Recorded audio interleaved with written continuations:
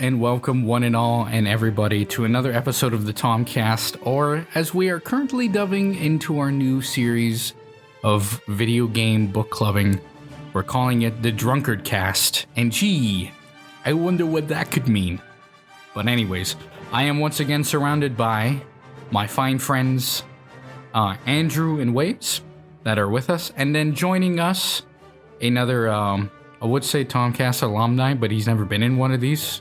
It's his first one, but he'll probably be here for quite a few, maybe, who knows. It's our good friend Wiggz.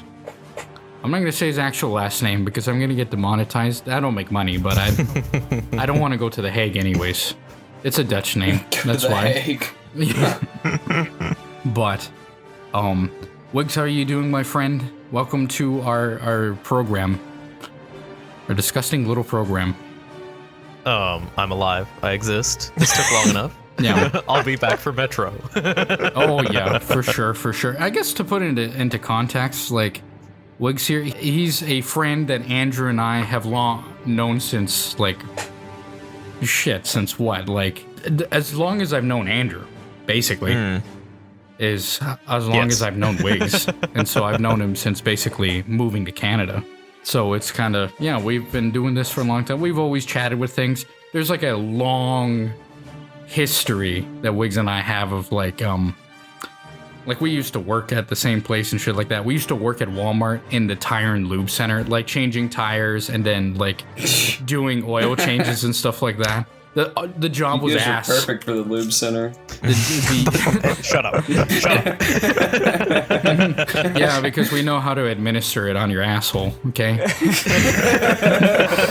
Yeah. Well, there goes demonetization. Yeah. Well, I haven't said... No, we just can't say it too much within a small frame of time. Yeah, that's true. Right. But I will we gotta space it out. I will get demonetized by using, saying one of the products we legitimately had on the shelf, which was Jigalube.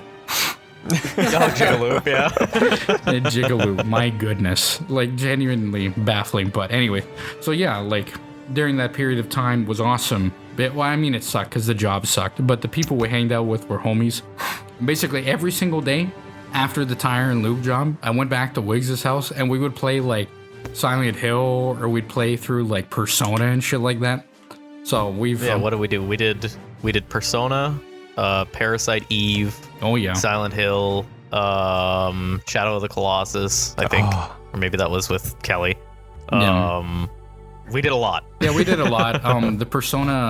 The Persona dancing rhythm games, we did, a few of those. Which is a classic one where it's just like me playing it and struggling, and then there's like this giant ass bottle of Buffalo Trace, like bourbon whiskey. And I just like take it and just like swing, and then immediately get better at it. I think you got like a full king, whatever the King Crazy. King Crazy, that's what I think. You got a King Crazy on that even. But anyways, so. I would also like you to know that I do still harass Kelly with Joy from Persona 3 from time to time. That's awesome. Good. I was thinking about that literally every single day earlier this year when the Persona 3 remake came out. Because it was just like every time you hang out with somebody, it would play that. I'm like, this is incredible. Man, I love that game. I'm actually going to send that to him right now. Oh. Oh my goodness. What? Great game. Well, I just have it saved permanently in the drive, so that way when I need to, I can just send it to him. Exquisite. And then every single time his response is some variation of fuck off. Yeah.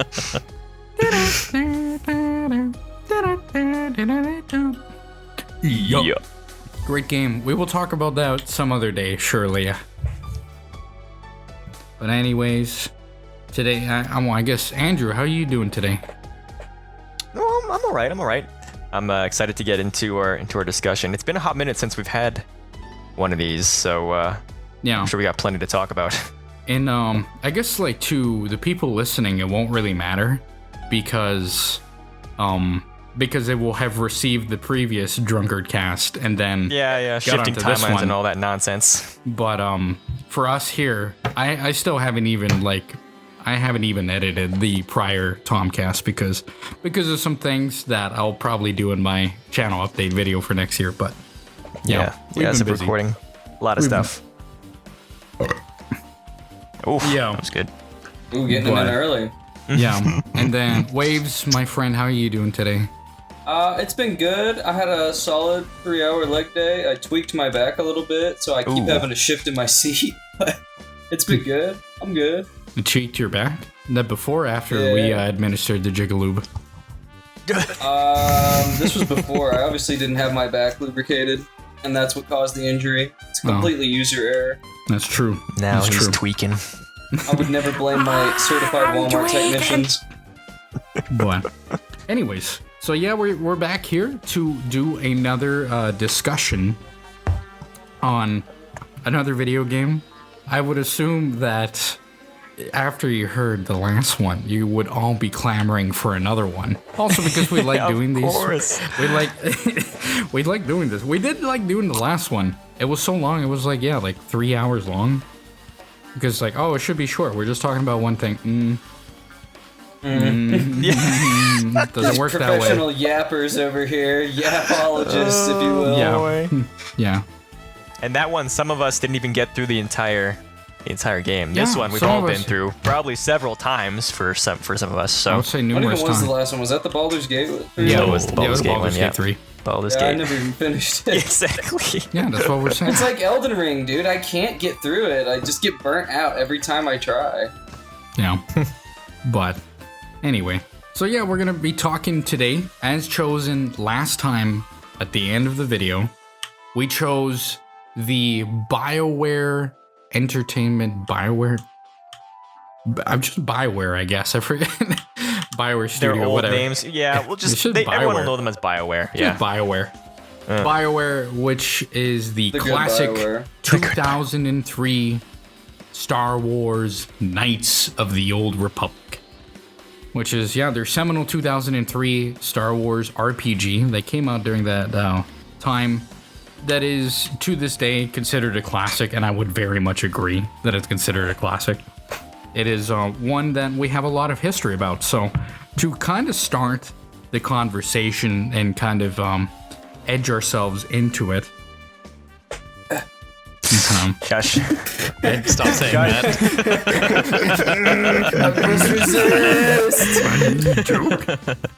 Are you gonna edge Tua?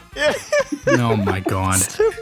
I told you I was gonna fucking say it. Booze hasn't even been administered Go home, that Waves, much you're yet. drunk. But anyway, well, he's exactly where he needs to be. This part will be clean up anyways, probably. But anyways, we're going to be talking about just basically our history with BioWare games, because I do believe in this audience that we have probably a bit of a varied history, where some people have played probably only this game, some people have probably played other games, people like me that are an old head in that, you get the picture. But anyways, to start off, we're going to do with our brand new co-host for today. So Wiggz, what's your experience playing through BioWare? Mine with BioWare isn't necessarily as extensive as most other people.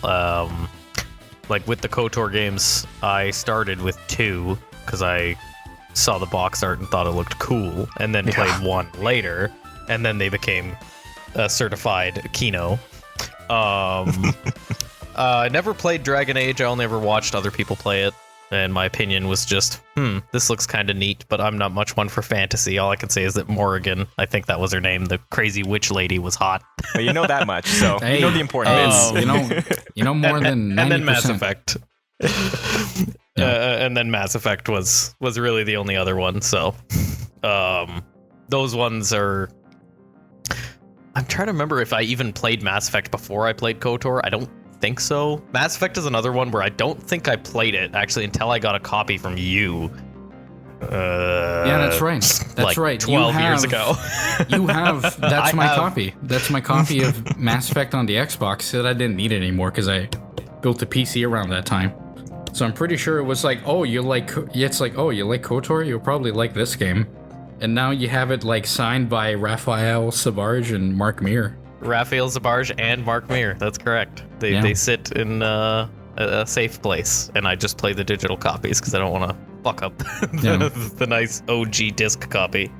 Other Mass Effect things that I own that are at his place are it's my Mass Effect like trilogy soundtrack vinyls that I need to get shipped over here in some capacity. But I did start storing them in like a nice side table that I just picked up the other day. So they're with my other vinyls and stuff. So they are well taken care for. Because I also have your Celeste soundtrack. Oh yeah, that one good soundtrack, but yeah. Anyways. Waves, my friend, what's your experience playing through BioWare? Man, so my first one was probably Knights of the Old Republic 1 on the Xbox original. My uncle, he was like an OG gamer, like consoles and stuff. Both of my uncles were, and like I remember going over there, and I was a kid, and I saw a Star Wars game, and I was born in '99, so I was 3 years old when it came out. And I'm like, whoa, what is this? And like as a little kid, I don't know if you guys ever had the experience of like trying to play a video game and you're not quite grasping it, you're just kind of fumbling around, but you have all these like weird ideas of it. Like it was such a thing for me when I got to like middle school, and then I came back to KOTOR and could actually like read the instructions and follow them and figure out what I'm doing. And I was like, all these things and like memories of the game I had ended up changing. But I blew through KOTOR 1 on PC, and then I sat there and I said, oh, the second one's on there, and I played through the second one, and I've just absolutely loved it. Other BioWare games, I'm sure there's games I still haven't played through Mass Effect. I gave it a shot, Tom. It's just not my style of game. But I do like a lot of their products and stuff. I like a lot more turn-based stuff though. Like definitely KOTOR that's not necessarily turn-based, but you can pause the combat and stuff, you know. Like freeze the game, so that always helped out. And I love Star Wars, the medium that, despite being drugged through dog shit these days, it's still got a place in my heart. That's what I grew up with, you know. I guess like to make a clarification to the audience, I guess, because they may or may not know.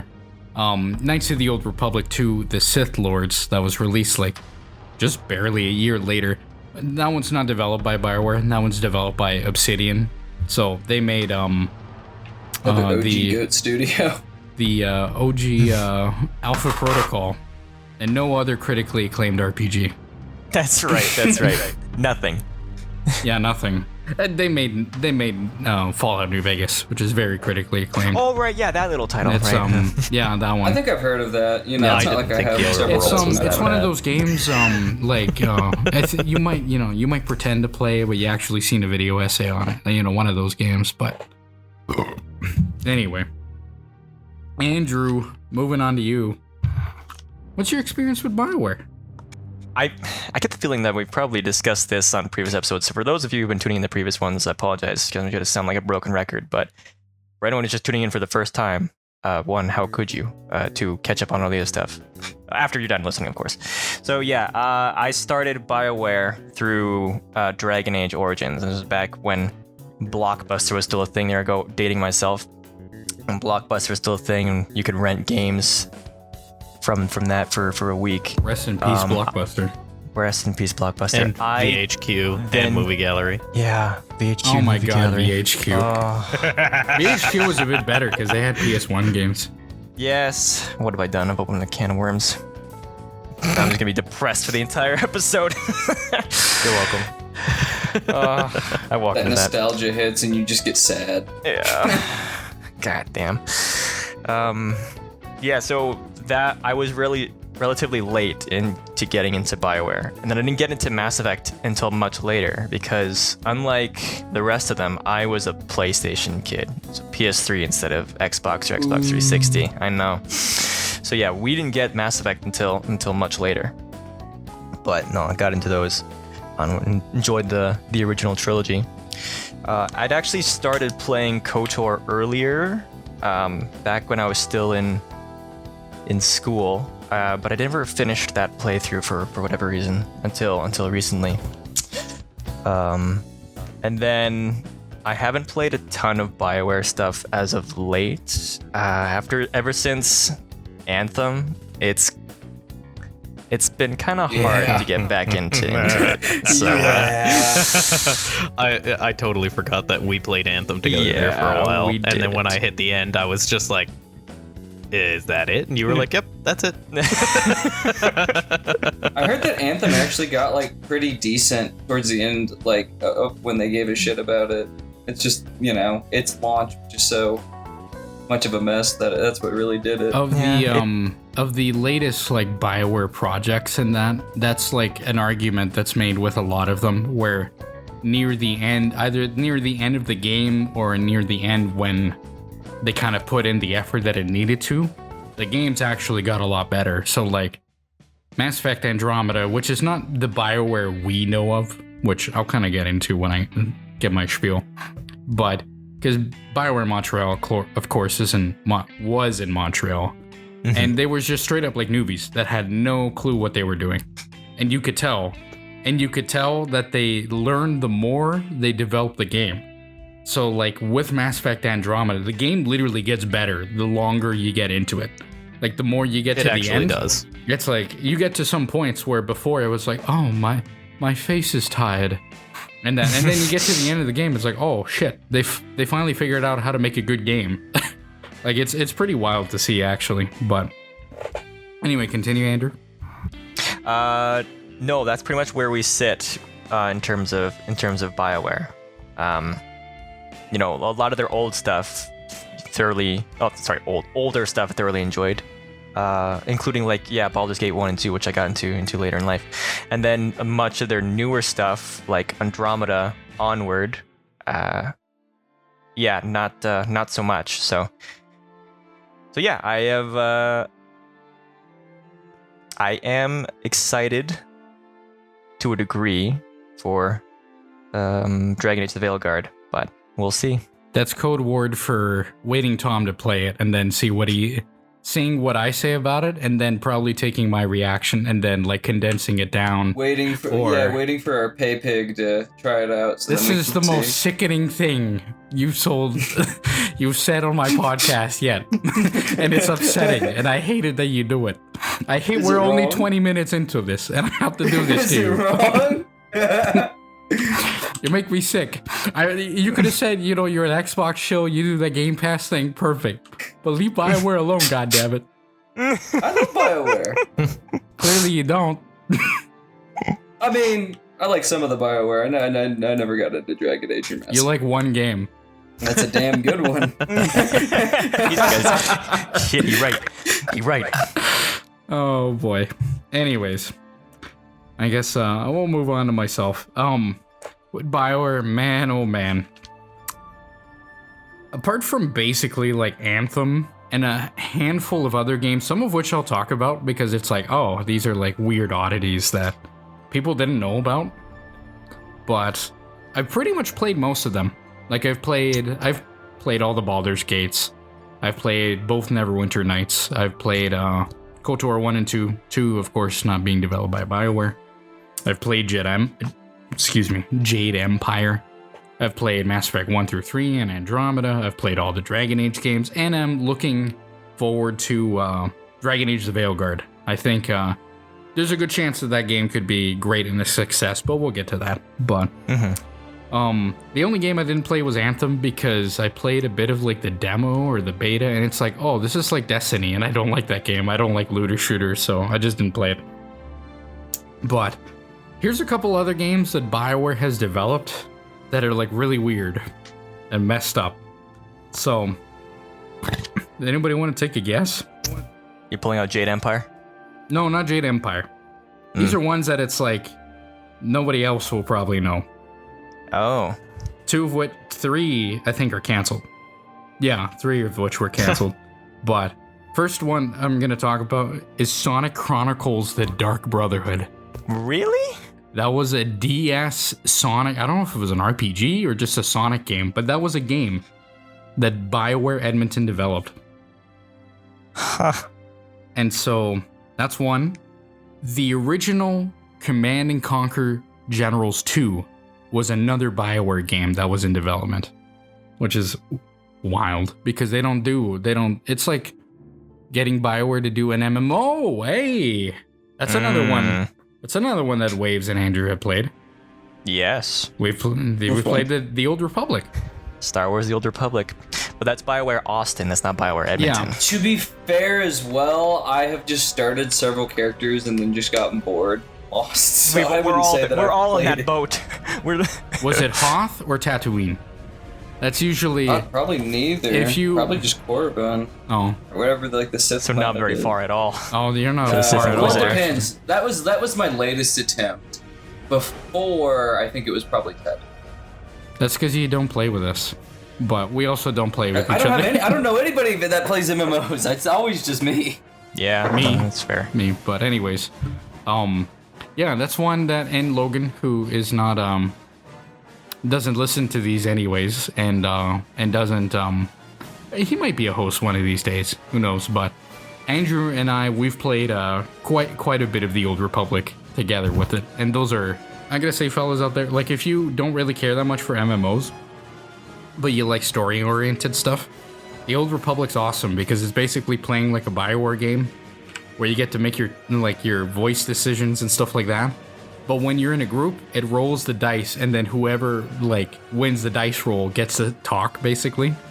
So it's always pretty fun. But the recurring joke with those is always like, oh, I quit playing those games, and then it's always like, oh, Hoth or Tatooine, because they're the most boring dog shit planets, which we'll get into.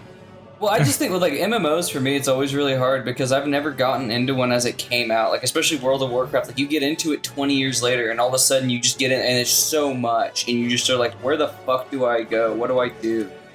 I never know what to do, especially because I'm playing by myself. It's not like I know anybody that plays these games. Yeah, and I think if you're just getting into a long-established MMO as a new player, all the other players have already moved on to the endgame content, so you're probably playing in a barren world, and everyone else is already having fun in party land up with the max level shit. Yeah. Well, it's not even just that. It's just literally you start up the game and you've got all this shit coming at you once. Normally a bunch of shit they added later that you can do immediately. So you get these quest pop-ups and other things. Oh, like the onboarding experience then. Oh yeah. Yeah. Yeah. Mm-hmm. And then you're like, okay, do I need to do all this? It's what's the main story? What are these side quests? What is going on? It's really Elder Scrolls Online is like that even. Every time I start that up and I play through a little bit, I sit there, and if I put it down, I come back, I'm like, fuck am I? What is going on?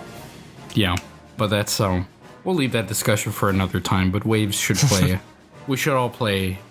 Set up a day or a year or something like that, where it's we're gonna play through the Old Republic. Scoring. Mm-hmm. I'm down. I'm completely down for that. Oh, I like the gameplay of it.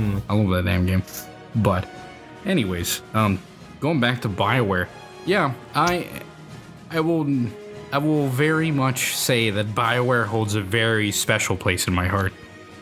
I pretty much love most of their games. Even the flawed ones, I like. And mostly because I am, of course, a nasty, disgusting shill that takes the money from everybody. So I only say positive things, of course. But I inversely, to cover my own ass, I would say something like, I see the positive in things, even in negative things. But even projects like not Anthem, sorry. Yeah, I was about to say Andromeda. They ain't the first two letters, but anyways. With Andromeda, even though there's a lot of problems and that game was a failure, there were still some things that I really enjoyed in it, and it could have gone somewhere, but that was during a period where EA had no faith in single-player games at all, which came to, they immediately basically got, their lunch eaten, or whatever that expression is, when, their sort of, multiplayer RPG Anthem game bombed, and then a single-player Star Wars game developed by the guys who made Titanfall 2 came out and then outsold all of it. Handedly. And that was Star Wars Jedi Fallen Order. But anyways, yeah, it's one of those where they've had a tumultuous history, but I'm hopeful for the future, which it could just be coping. It could honestly be cope. We don't know.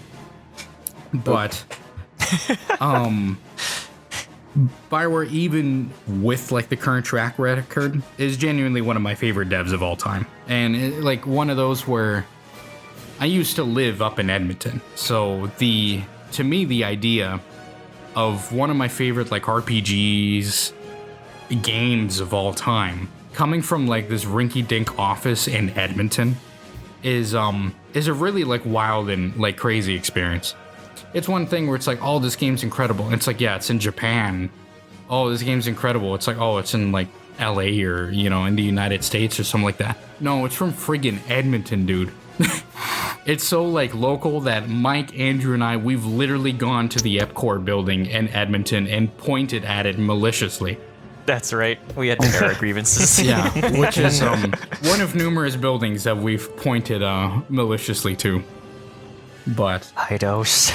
yeah, yeah, Eidos, Montreal. But basically, yeah, that's my experience with BioWare, and we hope for the best. And so, by the time this video comes out, my top 10 of 2024 would probably be out by then, and so we'll know if Dragon Age the Veilguard makes it onto there. But as of recording, I am neck deep into like a whole bunch of fantasy RPGs, so we'll see. But I guess with that, we should move on over to, I guess, just general thoughts on actually get into the game that we're talking about, Knights of the Old Republic. Mm-hmm. So, did we want to start with like a summary of like the opening before we get into it, in case there's someone out there who hasn't heard or played this? Yeah, I guess so. So like, Andrew, yeah, like give us the premise of Star Wars Knights of the Old Republic. Sure. Okay, so when you boot up the game, you begin with the standard Star Wars title crawl and blurb. It's introducing us to the, at the time, unseen history of Star Wars. It was set at the height of the now apocryphal Old Republic, before the great legend schism that resulted in everything written by prior scholars before the new Disney canon law as being heretical. We're playing a citizen and combatant at the height of the war between the new Sith Empire and the Galactic Republic. We wake up aboard a ship. It's called the Ebon Star. It's escorting an important Jedi Knight, Bastila Shan, who is very important or pivotal in the war against the Sith Lord Malak, once apprentice of the previous Dark Lord, Revan. The ship is under attack by Sith forces, looking to capture or kill Bastila, and we start off the game trying to get off the ship before blown to smithereens. And thus opens the adventure. What was the name of the ship again? The Endar Spire. Endar Spire. The Endar Spire. There we go. That's what I was looking for. I'm sorry. I've already failed. All right. I'll turn in my... Guys, this guy obviously doesn't know his lore. Can I don't know kill Star him? Wars, guys. I'm a fake fan. I've been fooling you the entire time. Andrew, I just called. The schedule. You will be scheduled to be drawn and quartered tomorrow. I've ordered the horses. You know what? I'm not even gonna resist. It's been a You're good gonna run. receive a tactical Tom drop. Yeah, soon. Yeah, this guy don't wiki surf. That's for damn sure. But anyway. But turns out my memory wasn't that good after all. What can I say? Oh, that's fine. Especially for a game that we should have played like a month ago. Or two. But that's fine. That's fine. It's a prologue. Oh boy. I guess to like add some extra context into this, the Old Republic as it's known, technically in universe, the Old Republic is like this thing that spans well over like 10,000 years, 20,000 years, I think.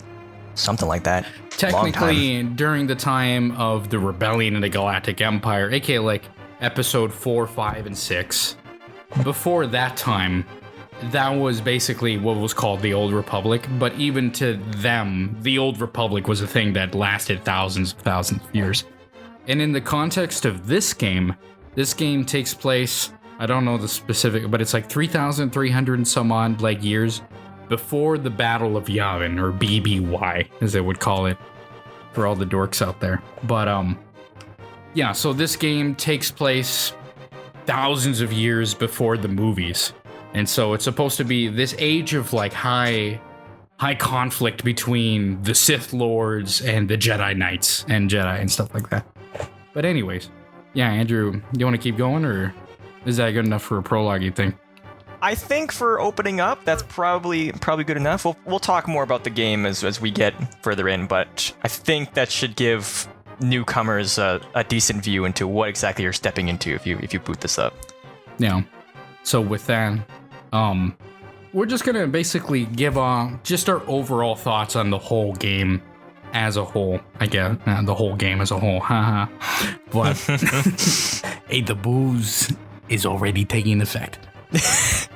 But yeah, just talk about what our general opinions are, and then we'll go into gameplay, we'll go into narrative and characters and stuff like that. But Waves, it's like general thoughts on the game itself. I'll just get us started off and say the one thing. Obviously, I think it's a pretty common consensus. The combat has probably aged the most poorly out of anything. Oh yeah, for sure. And even then, there's a couple other things too, but. Well, yeah, I was never a big fan of the combat, but it's like the story and the world and everything else, and the fact that it's an open world, essentially RPG in the Star Wars universe, kind of makes up for it. Like the combat, you can just throw the game on, especially once you get a lightsaber. It's like you're good. You're good. If you make a strength build, you're good. Just like every other RPG. I love my strength. I think another thing that I will say, it's like as much as it's like a 10 out of 10 for me. But some of the Sith options are just a little like cartoonishly, which can be fun, but it's like there's not a lot of nuance in some of the writing. It's like you're either Superman or like fucking the evil version of Flash. Like there's no in between. You're either the nicest guy that's ever existed, or you're just like comically evil, like beating up a child for a lollipop. Not just taking it from him, but like kicking the shit out of him. Which is, again, could be funny in like a pure evil playthrough, but sometimes it's like, oh, I wish there was like a more nuanced option. But still, 10 out of 10. The writing, the characters, I'm a simp for Bastila, especially Goth Bastila. Oh. Yeah, I'll become a Sith for you, ma'am. But yeah, I love the game. It's a 10 out of 10. Even the second one, like, I always recommend to people get like the community patch that's out there, because like a lot of video games, the publishers and everybody were like, hey, game's not ready, push it out, buddy. We, gotta get out. It dropped in an unfinished state. It's pretty buggy. I remember the first time I played it when I didn't have the bug fixes installed. I literally got soft locked several times and then hard locked eventually. The game broke and I didn't feel like replaying 4 hours worth. Ended up beating it like later after that one, but definitely recommend that for that. And there's a decent amount of mods for the OG.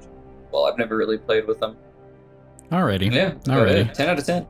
Wiggz, what's your overall thoughts on Knights of the Old Republic, or KOTOR as we frequently call it?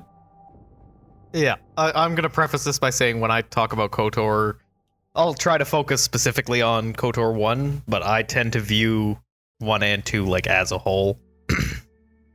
Like a lot of what Wave said, it's something that did get remedied in the second one, but definitely in the first one. Like, yeah, the answers are cartoonish. Either you are the perfect bastion of virtue and goodness, or you're this evil bastard who enjoys like skinning puppies in front of children. Because I've played, I think way back in the day when I first like did my original run through of KOTOR, I always liked the Sith stuff more. I just generally tend to enjoy villains more. But when I played it, it was very much like, yeah, even if you want to be like evil, it's kind of obnoxious how evil you are. And I'm not gonna spoil it, but especially when you get towards the end of the game, it really gets kind of ridiculous. I don't want to say how shoehorned in a lot of stuff, but like some of the responses some of the characters give, even though you've been evil the entire game, and then towards the end when you're like, I am the evil McNasty man, and then that's the straw that broke the camel's back. We can't have that. It's like you've been Jack Horner the whole time, and yet they're still like, oh, jeez, oh. Yeah. Yeah, we can get more into that when we get to the other sections of the vid. In KOTOR 2, they definitely remedied that a little bit more. This time, because I did a run through just recently, I did a nice good guy run through of KOTOR, and then I did a bad guy run through of KOTOR 2 because it's the most fun. They did remedy that a lot more. At least Obsidian did. I don't know if that was because of community input or just because of writing input. But they definitely had a lot more nuance. Like, I've seen hours long videos of people talking about Kreia and philosophy and everything, and I was kind of interested, so like with that, I tried to do more of a still kind of evil, but at the same time like a middle ground person, where it's like, yeah, I'm outwardly a bastard to everybody else that I encounter, but if it's like the crew or anything, or people who are loyal to me, like I'm going to be a lot nicer. And they dealt with that pretty well, whereas in KOTOR, you don't really have a lot of that option. But overall, like the world building of KOTOR is still great. Manan still is the peak, especially with we'll get into that. Soundtracks and everything. So yeah, that's kind of my thing. Overall, it's great. It's fantastic. It was really good for how it introduced a lot of things, and as Waves mentioned, Goth Bastila, Mommy Bastila, whatever you want to call her. If I remember correctly, BioWare was the one with, and I'll also say, the Bastila romance is actually like really, really difficult if you get into the brass tacks of like what you have to say to her. Yeah. It's like an actual woman, dude. It's like fucking. Hey, I didn't want to say it. Anyway. You're like, this response should work well. What do you mean by that? Oh god. Oh, reload. What I mean is, yeah. But they are the ones who really like popularized that and introduced that into a lot of mechanics, and obviously like a lot of the big romance plot lines that people know of are from BioWare games, whether it's KOTOR with Bastila, or Mass Effect with any number of the crewmates, or Dragon Age brought it in as well. But a lot of RPGs then took that into Western medias and Western games because it was so popular. Do a quick little sidebar with Hogwarts Legacy. That's one of the things that people are asking for the most is, like, hey, why the heck isn't there like a little romance subplot as don't you a play student? Like children in that game? That's a very American argument, but so that is an argument that is being made against it, but it is something that is very popular that was first brought into with BioWare. So that's just kind of, I'm going to start going in too detailed if I go further. So for now, that's just kind of things. It was a great game. It popularized a lot of stuff. It was really revolutionary for a lot of the RPGs at the time. Overall, just a great game, and I'm very glad that it got Game of the Year for when it came out. Oh yeah, that's very true. That's very true. What's funny is that it revolutionized a lot of things, not in gameplay, but yeah, like how in the style of what we expect an RPG to be. But Andrew, what are we thinking about KOTOR? I just want to say I didn't even think about the whole romance angle and how BioWare pretty much kind of paved the way in that field. So yeah, that didn't even cross my mind until now. It's interesting that you brought it up. I'll add in quickly. Sorry, Andrew. Yeah, no, go ahead. I will say not just that they've done it, like they were the ones who've pioneered into it, the first to do it, and have set the standard. They are still arguably, I think, the best at doing romances in video games. Just saying. But no, a lot of nuance with their. I definitely like characters. how they did Bastila's romance specifically. Like, to just go on a tangent here. I'm sorry, Andrew, but like you guys said with the romance, it's not really something I thought about, but it's like we will get there. I'm a hopeless romantic, and I love romance in almost any setting I can do, especially if it's a role-playing game and stuff, where there's a bit more personal connection or projection onto the character. And that's true with all the BioWare games. It's not something I really notice is at the romance options. And like you said, like it's actually very difficult. It's not just like a shoehorned in, like, oh, you're nice and best. Like there's a twist, there's things that happen and whatnot, and there's things that you can't control. It's really creative, and I do appreciate that about BioWare. I do think you're right that they do the romance the best, which is a shout out to them, because I am like a fucking wine ant and I love my fucking They do. They genuinely do. I don't. There are other studios and other games and lots of other RPGs that try to do romances and stuff like that, but they're not as well written as a lot of BioWare games are. Looking at you, Baldur's Gate. No, they're not. We talked about that. We didn't really talk about the romances though, but yeah, that's another. I think we touched on it a little bit, but like it wasn't I don't think it was a big thing for. It's a big juxtaposition to BioWare when I go play Baldur's Gate and all of a sudden at a campfire, like every character in the game prepositions me for sex. I was like, what? Yeah, it's a bit. Like they all just come up, they're like, huh, sex? And I'm like, It's a bit on the nose. No, I'm good. I don't know you. That's because Buy me they dinner think they think you're a theater kid just like them, and you'll say sex yes. Asterion. You know, they look into life Not license. all of Larian. Remember, they made Divinity. It's true. It's true. Like the guys in Baldur's Gate 3, they're like, if they have a driver's license, like ours is very simple. It says like sex M, male, sex F, female. For theirs, it says sex and then it's yes. Yes, please. Yes, please. Yes, please. Yes, immediately. Yeah, baby. All right. Yeah, baby. Right. It's happening. Anyway. Right. Oh, my thoughts. Yeah, no, it can't be overstated that BioWare essentially pioneered console RPGs with games like KOTOR and Mass Effect, Dragon Age, and Jedi Empire to a degree, I guess. I mean, KOTOR was built primarily with like the original Xbox in mind, right? Before it was being ported to PC. Absolutely. It was very forward-thinking for the decade.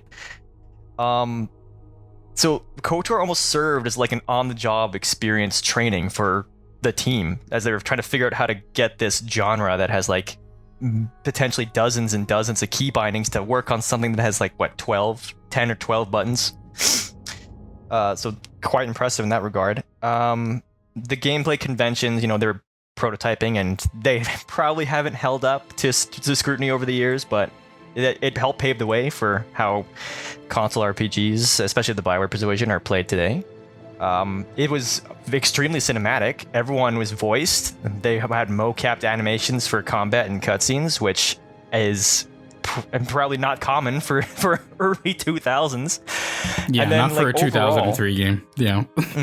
Yeah, and I know overall as a Star Wars experience, I mean, the theme of absolute good versus absolute evil that Star Wars is known for, it's not breaking new ground in that way. I think it sort of did it with a little bit more forethought or smartly with the twist reveal that comes in the game that Star Wars fans weren't used to at the time, and it helped pave the way for this media franchise, the old Republic media franchise that many still hold like dear, to the point where there's a lot of ardent believers who still hold this as true canon and that Disney is heresy, right? So it's just, I'm that person. Yeah, it just goes to show the staying power that this has had over the years. So yeah, very impressive. Yeah, for sure. And yeah, we'll get into that. To go into my thoughts, basically, so we can move this trash along. But anyway, my overall thoughts, despite some flaws with Knights of the Old Republic, some visual thing, not visual, I guess like art direction things, and then mostly a gameplay thing, because it's using, I think it's like a D20 system, but anyways. Yeah. I'm gonna be real and say that Knights of the Old Republic is one of my favorite games of all time. It's not the favorite, it's not my favorite game of all time, it's one of them. If it was in the top 10, I think it would very, very firmly be on there. But it's one of those games that, like, before this whole sort of like malarkey of just making dumbass videos and shit like that, I used to frequently replay Knights of the Old Republic, and honestly a lot of BioWare RPGs frequently, like at least once a year, even sometimes twice a year. And it was honestly like it's kind of funny looking back on it, that as well as like Halo 1 and 2, that was like the reason that me and my brother like traded in our GameCube with a bunch of games to get an Xbox. And to go off like what Andrew was saying earlier, where it was built into that. Nowadays it's like, yeah, we're so far detached from it, but for a 2003 game, Knights of the Old Republic was like a very pretty game and showed off like what the Xbox can do in that period. I remember like people, like family, friends and that coming to the house and then coming downstairs and watching me play like KOTOR, and then people going like, wow, that game looks really good, like the graphics are really good. And for, like 2003, yeah, those were pretty damn good graphics. But KOTOR, along with like most of BioWare games, to me, they're a warm blanket. It's just like there's not really that many games out there that like, and a lot of the other games that I love and would be on my top 10 of all time sort of thing, which would be hard to do, but regardless, there's not like a lot of other games out there that so reliably always like allow me to just enjoy something. And like, and Wiggz probably understands this is probably why he replays them so often, like decompress after a like nasty ass day. Like it's like BioWare, just like that, along with it's like warm soup. It's like a warm soup. It's like a warm blanket. It's like it's the same like in this period where I'm replaying like these Dragon Age games and that. For that, like these last few, like the last couple months, and probably for the next couple, I've been nasty and hard over here because of a predicament that I'm in. But it's like, holy shit, thank God there's BioWare games in here that just like, oh my God, every day I come back and it's like, I'm so glad and happy I get to like be in this world, deal with these characters, and play this game that I love. But another thing, I guess the final thing I will say is that and I really saw it with this last playthrough, it's interesting like how quaint this game is. Like compared to the rest of like BioWare's other like games and stuff like that, especially after playing Inquisition now that I look at it, then it's so quaint, it's so small, it's so like tight, it's so like, it's like, wow, it feels like every game is a collaborative effort and stuff like that, but it's like, it feels like a game where it's almost like you could tell how handmade it was in a lot of ways. Like it's weird to describe, but no, I love Knights of the Old Republic. It's one of those. It's been a few years since I last played it, and going back into it now, it's like, yep, I still love it. I still love this game. It's still incredible. There's some stuff like nowadays that would have to do. We'll get into it with like it would be with canon and stuff like that. And even then, when this game came out, or after this game came out, I should say. There's some problems I have with the setting of the Old Republic, but okay. With that, we'll leave that behind. But I guess for overall thoughts, are we all pretty good here, fellas? Yeah, I think so. Yeah, I'll give him my 2 cents. Yeah, we're going that. Alrighty, then to move on, this should be on also pretty, like, because my notes are super kind of scarce on it. We're just gonna talk about, we'll just talk about the gameplay for a little bit, which is pretty simple, and it's really kind of not the reason why we're here. It like in pretty much every retrospective, it's like, yeah, the gameplay kind of stinks, but it's Andrew with the gameplay. What do we got for the gameplay? Sure. So for those of you who haven't played this, again, I'll just give I'll try to be brief with how it plays. So this is like a transition period between what they were doing in Baldur's Gate and then what you would come to expect from like Dragon Age or Mass Effect. You control a party of 3, ones consisting of your avatar, who you build from the ground up from a few classes, a soldier who's like a fighter, a scout who's kind of like a ranger, and a smuggler who's like a rogue. I use those comparisons deliberately because this is literally built from like a modified D&D system with the dice rolls and all that. It is third person. You interact with characters that are highlighted by either walking up to them if you're playing on like a console, or by clicking on them if you're on PC. When you're building your character, you can't dictate too much about their history, and that's fine because it's actually tied very much into the story, and we'll get into that later. So while you do, I guess, play as a blank slate-ish, you're not really. So, and that comes up as part of a twist. The skills in the game play itself and the combat are built off like a D20 system that would have been an adaptation of, I think, 3rd E at the time, 3rd edition D&D. Do you think strength? Do you think it would be an adaptation of like West End Games? No, that wasn't a D20 system. It would be the Wizards of the Coast Star Wars RPG, wouldn't it? Yes, the Wizards of the Coast Star Wars system. Yeah, that's right. So you've got your standard spread: strength, dexterity, wisdom, charisma, yada yada yada, all that stuff. Yeah, they just changed the names up, but yeah. The combat is a real-time with pause / pseudo turn-based thing. You queue up actions and they occur in intervals. And this is done twofold. This is done, with the primary goal of having combat be experienced, especially with melee, with all the mo-capping actions and stuff like that. But what that means is that split-second actions are tough because you have to wait for an action to finish before you can do anything. So make sure you get all your heals out of the way first. But that's pretty much how it plays. It's a D20 system, modified D20 system.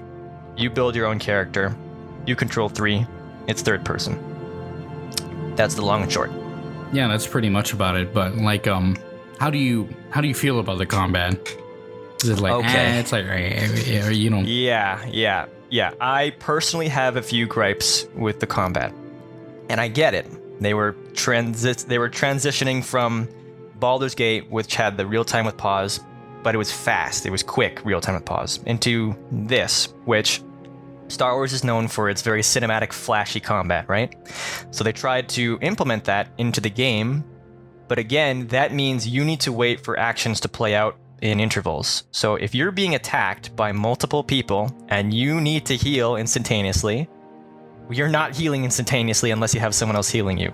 So you're probably going to go down, which is just, I don't know if that's antithetical for a game, especially if you need to make split-second decisions. It certainly makes the combat look pretty, but sometimes I just need to get a shield or a health up, which is kind of a struggle.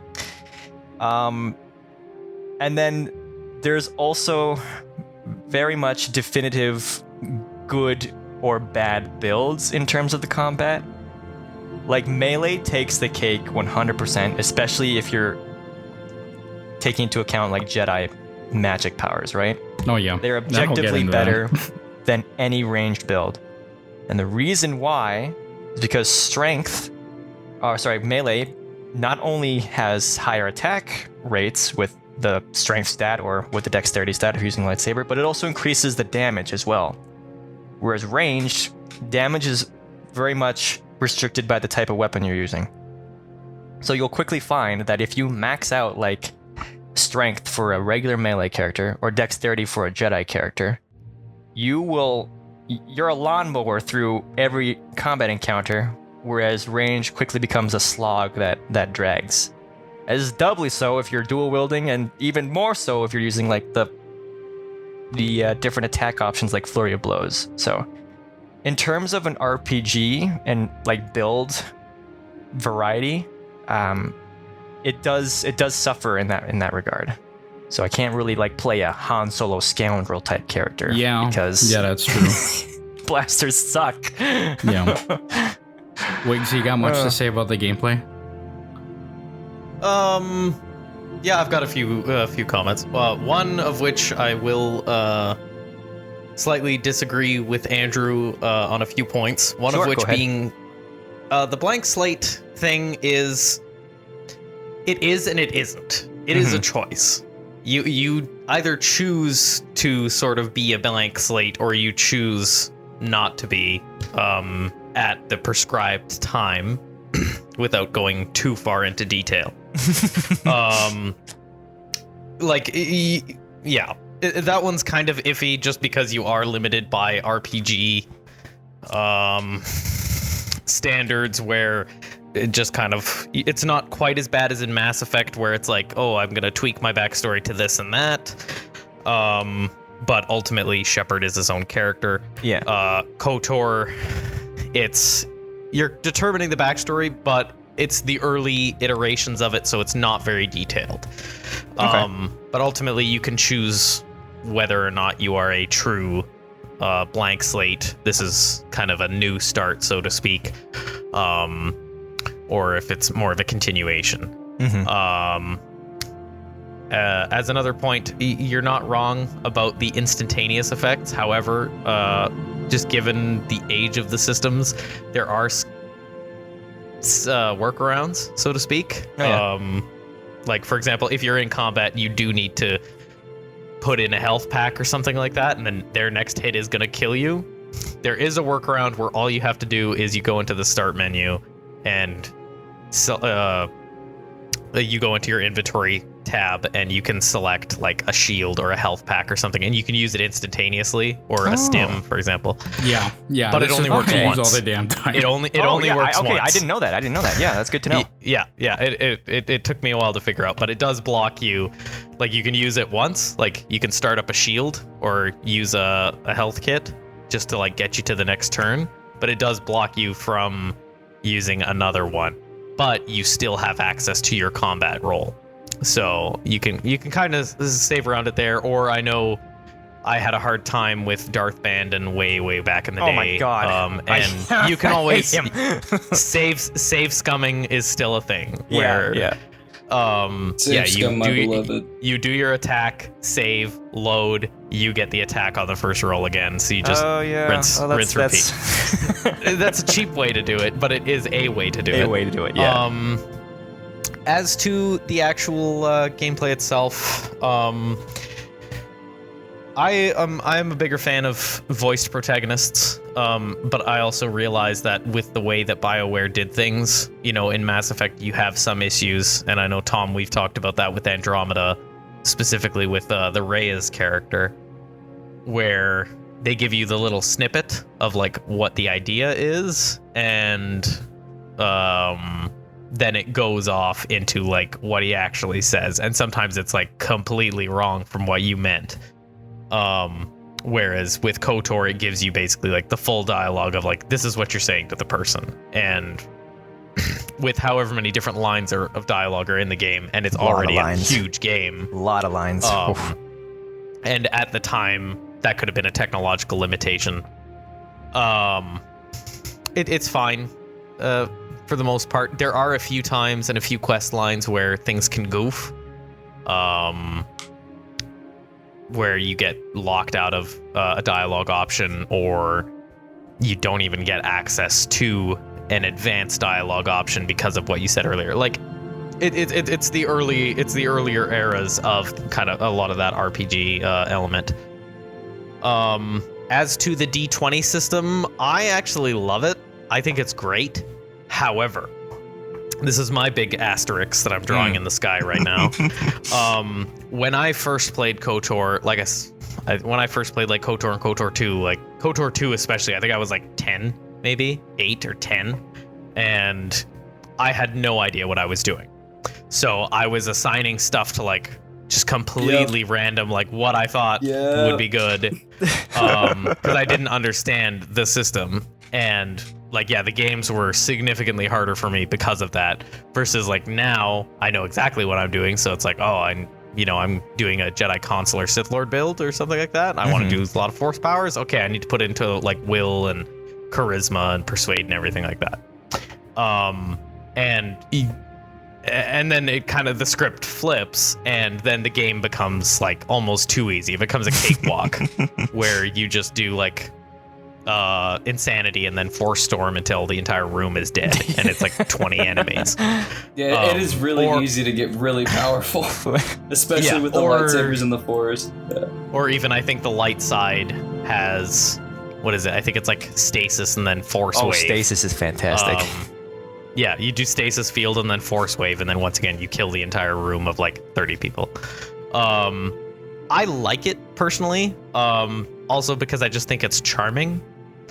And I went back and I played like, Force Unleashed and everything, and the combat in that is fun, but at the same time, if I had my choice between a D20 like turn-based combat system where it's like, okay, this is my combat stuff, I'm gonna set it, as opposed to button mashing like X for 30 million years, and even Jedi Survivor to a lesser extent is kind of samey, where it's just like, you're just button mashing.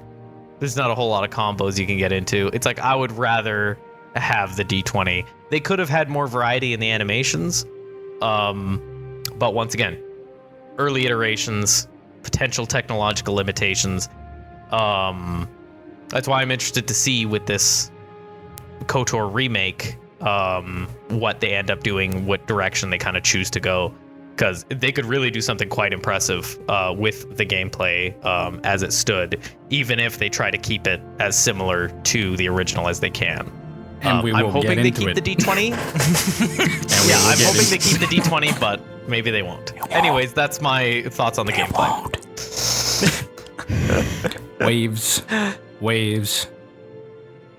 My friend, what do you think of the gameplay?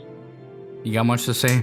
I mean, you know, I don't know. I'm not a big fan of a system. Like, I get that it's based on D&D and everything, but nothing pissed me off more, especially when I was younger, of like having a lightsaber and being like in a dude's mouth. Swing, miss. Swing, miss. Like, that shit just bug. I'm like, I'm right in front of him. Like, yeah, it'd make me do 1 damage, but come on, I should be at least hitting him. Nobody tell him about Morrowind. Yeah, this was especially on Xbox. This was like that was a complaint I heard all the time. Like people who played Morrowind on Xbox. I think it is a very dated thing though, because like I said, I do think it's visually, especially in a 3D game. In a 2D game, you could argue that what you're seeing is more of a representation of what's going on. I guess you could argue that in a 3D game too, but like in a 3D game, especially like KOTOR, where it's a bit more real time and you're controlling the character, I'm like, let me hit him.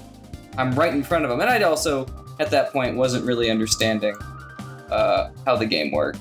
Like, when you're young and you play the game, you're like, oh, I'm going to start dumping points into this stat because it sounds cool or something. And you just fuck your build up. And you can and will get soft and hard locked on Knights of the Old Republic. Like, it can and will happen. Yeah. Oh, yeah, for sure. Expanding further on. I think once you get used to it, I mean, I think it's a fine system. And like I said, if you're really having trouble with it, just turn it down to easy. You're playing it for the story. Yeah, that's fair. But it's but interesting. I like it. And the twist, I think we'll get into, but the twist I want to point out doesn't really work for me. I think it kind of makes it funny in my case, because my name's Evan. And I name my characters after myself. So you're just sitting there, all like sitting there. I like to imagine them that they're sitting there and they're like, oh, don't worry. Oh, okay, what's your name? We got a double. Evan. And they're like, we got a double with this one, and we'll get into it because like my brother's name is Brandon. Oh, Darth Brandon? Really? I thought it was Darth Brandon the first time I played, like 100%, until I got into the actual battle. Oh my gosh. You know what? Speaking on that, for the most part, the combat encounter, if you're playing in normal, I mean, the combat encounters are balanced and it scales with your level. But then those mid-bosses, those just suck, if I'm being fairly honest. Sure. The hardest fight in the entire game is like the fight on the bridge of like the Leviathan, which is like the Sith flagship. That's straight up, I think, like numerically, it's the hardest one. Yeah, with Saul Kareth. But yeah, and it's weird. I mean, like, it's a good way to test if your build is viable, but most builds aren't viable. In the first game, I struggled with Calo Nord a good bit. I did too. 1, 2, 3. Smart. Fucking anyway, ass motherfucker. I'll get into it. I'll try to be kind of brief here, but sure, because pretty much everybody said everything. Without a doubt, like the gameplay to me is like the weakest part of this experience, and it's specifically this like janky RPG sort of combat. I understand for the era. I understand what it's trying to do. I understand what BioWare was going through in that time as well. They literally, they made CRPGs and stuff like that. My main kind of problem with it is that, like, Jedi Sith is really just the only way to play the game. Like, if you can't really do non-force, you can't really do, like, non-lightsaber. You could do maybe, like, swords and vibro swords, but it's never going to be as great as a lightsaber. It's never going to be as great as like, oh, lock it in, put that double-bladed lightsaber with that Heart of the Guardian crystal and just blast everything. Oh my god. Yeah. Well, and the game kind of gives you a little bit of a gimme with if you went like for a proper melee build with like vibro swords as opposed to lightsabers, where you can get like the blade of a Junta Paul and stuff like that. Yeah. But yeah, with like blasters, no, you're just fucked. No, blasters, there's no point. And there's all the melee weapons, and especially the lightsabers, have so many capacity for customization that gives so many benefits. There's no reason to not play a melee character and add force on top of it. Yeah. But it's funny to me, like the best part of the game, gameplay wise to me, is always Terrace, because I'm one of those like sickos that I'll leave my character at level 2 till after Tatooine, so that I can like, level up. Yeah. Oh my so I can gosh. level up. I'm one of those nasty characters where it's like my goons do everything for me. But in the end, with the gameplay, it really is just kind of.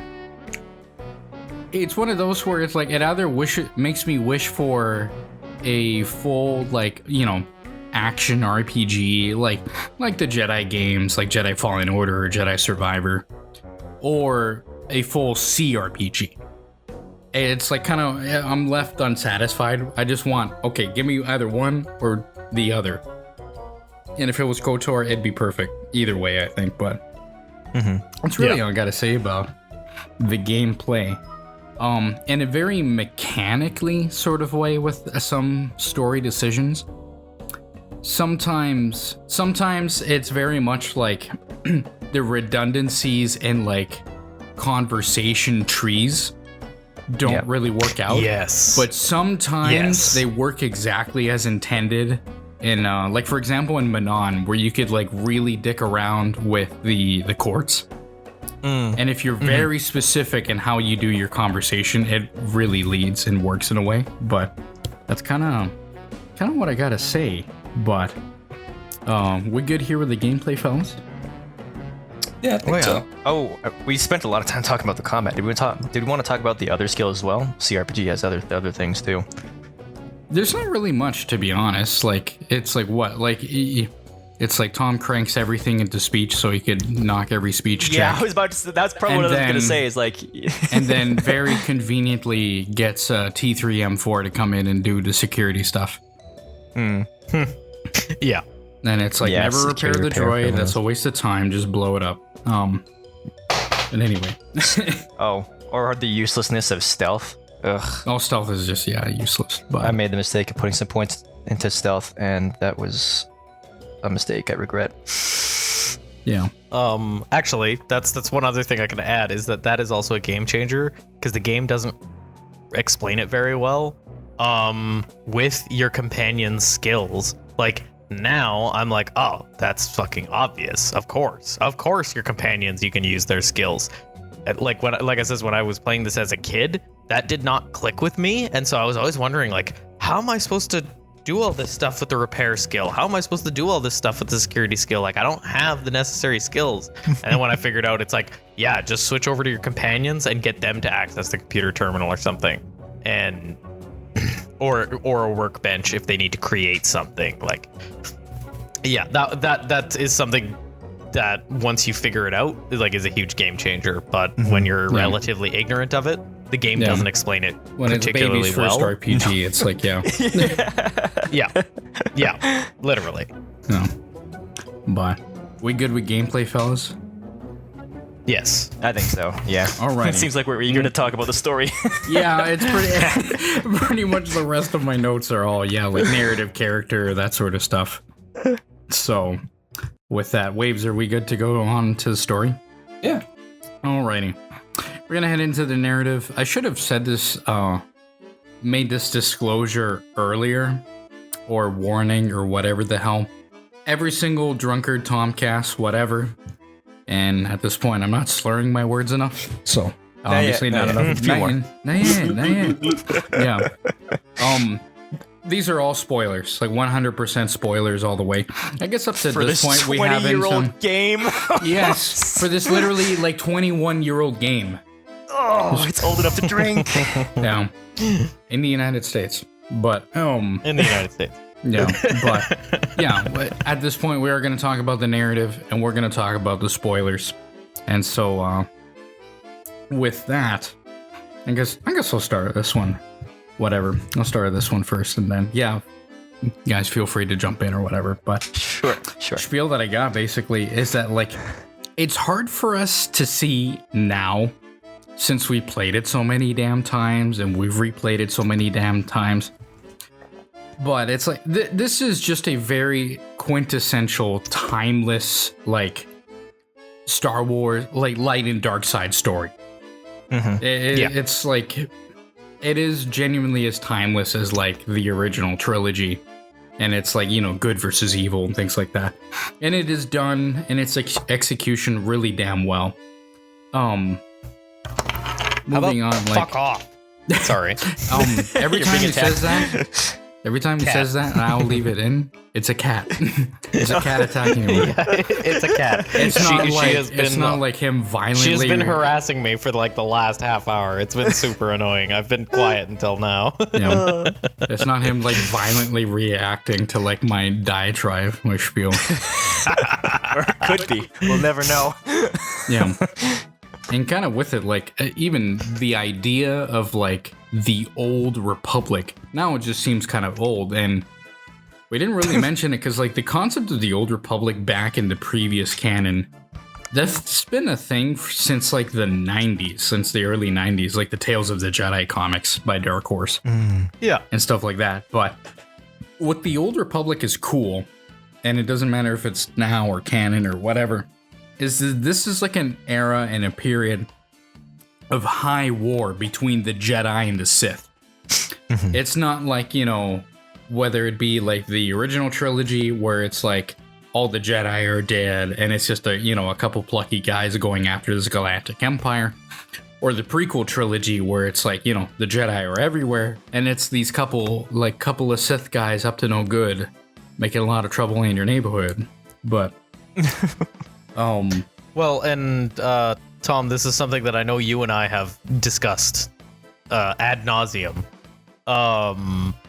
which is something that is kind of irritating the more that I look at it, which is it kind of goes more into the art direction and everything. But it's like the Old Republic doesn't feel old. Exactly. This is like you knew exactly what I was going to say. It's literally in my notes, and I'll get to that a bit later. It's one of my big issues that isn't like a gameplay issue with the Old Republic in general. The Old Republic, yeah. But yeah, the 2 minutes ago Republic, anyways. But yeah, pretty much. Yeah, this is into a more mechanistic way of the narrative.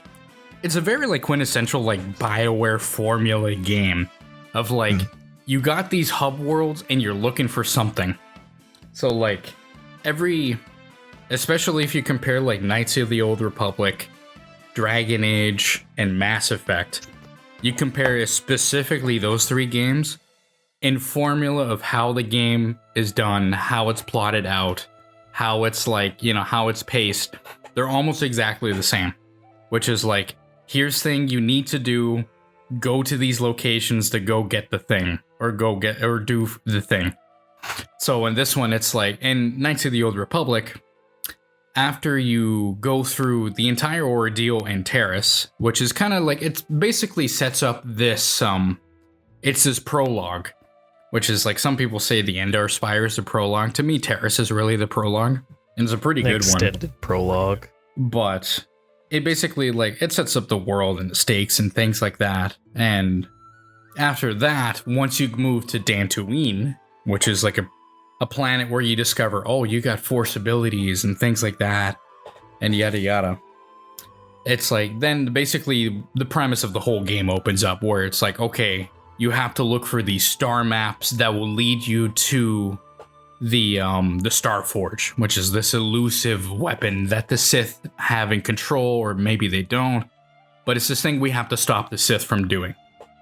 And you got to do it through this star map. And basically, like, every BioWare game since then has been like that sort of thing. It's like in Dragon Age, it's like, oh, we need to go to these places because of, you know, the Great Warden treaties, so we could fight the Blight. And in Mass Effect, it's like, we need to find a conduit. It's like, it's very classic BioWare in that sense.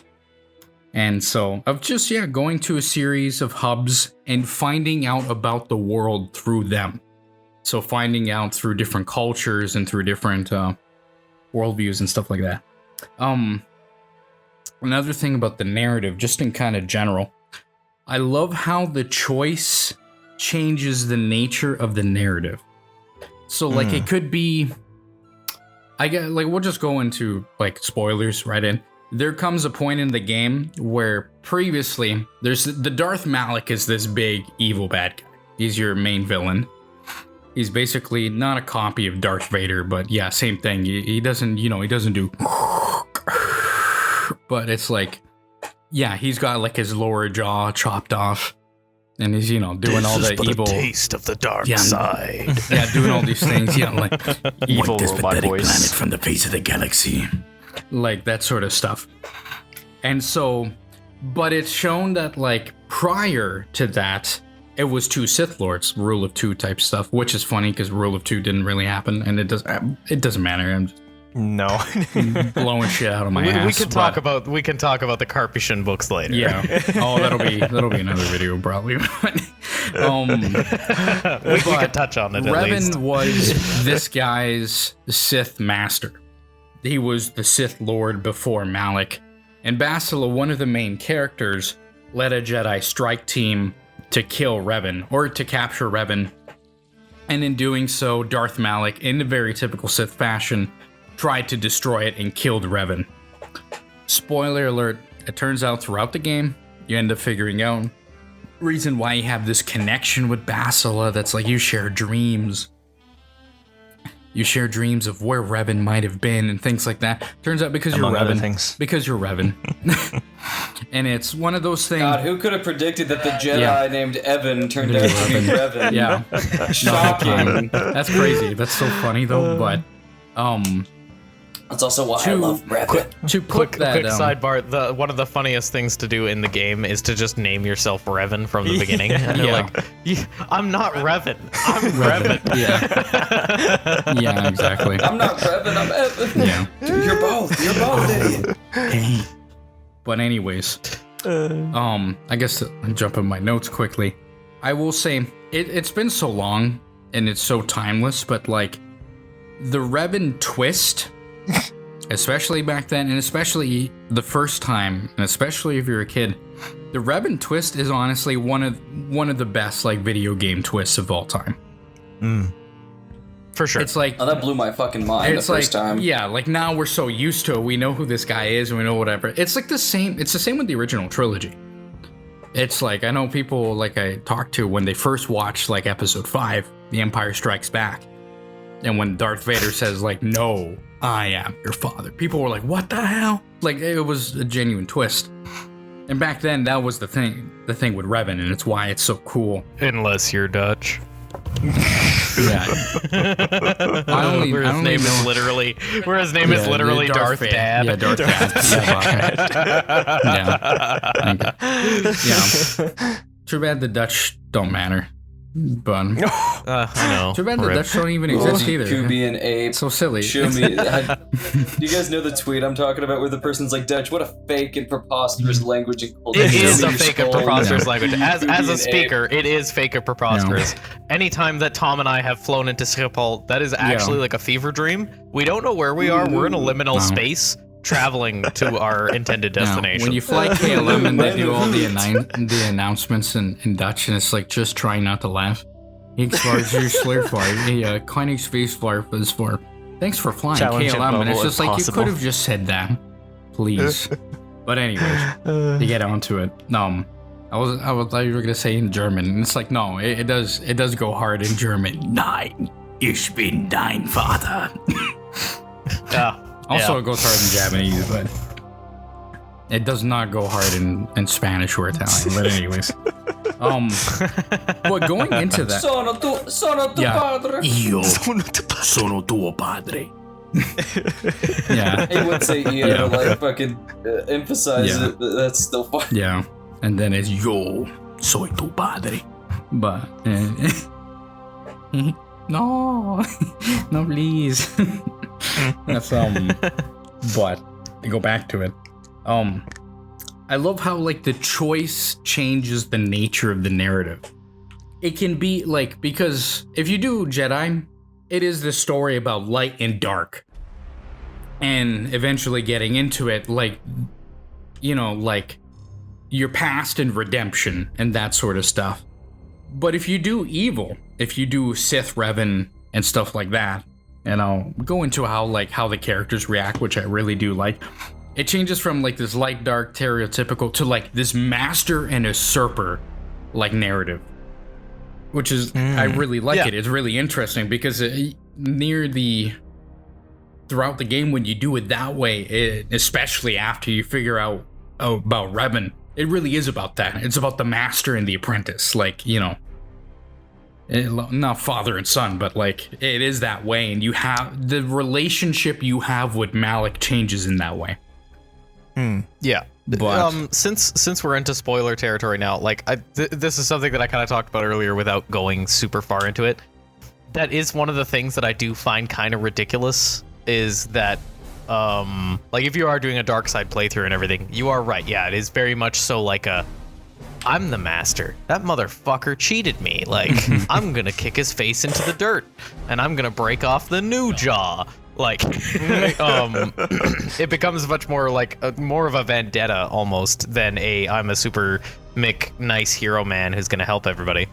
But it is stupid that all of your companions, or not all of them, but like the more light-leaning companions, even though you're like openly evil, like up until you crash on Lihan, and you're like killing innocent people and you're doing whatever the fuck you want to do, and you're like, I'm the McNasty evil man, I'm the Dark Lord, and they're like, no, he'll change, and then you get to Lihan, and then all of a sudden it's like, well, where are Juhani and Jolie? And it's like, oh, I fucking killed them because they told me I wasn't allowed to be the evil McNasty man.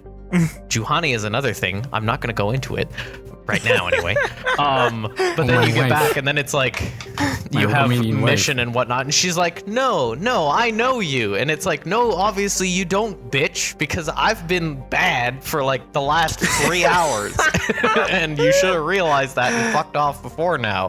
Karth is the only smart one who's like, no, I can't believe you. And then he runs away and survives. But it's like, I remember the first time I played, and my first playthrough was an evil playthrough, and you get to Lihan and you decide to be evil, and I think I had already killed Juhani in the Grove because I was evil that playthrough.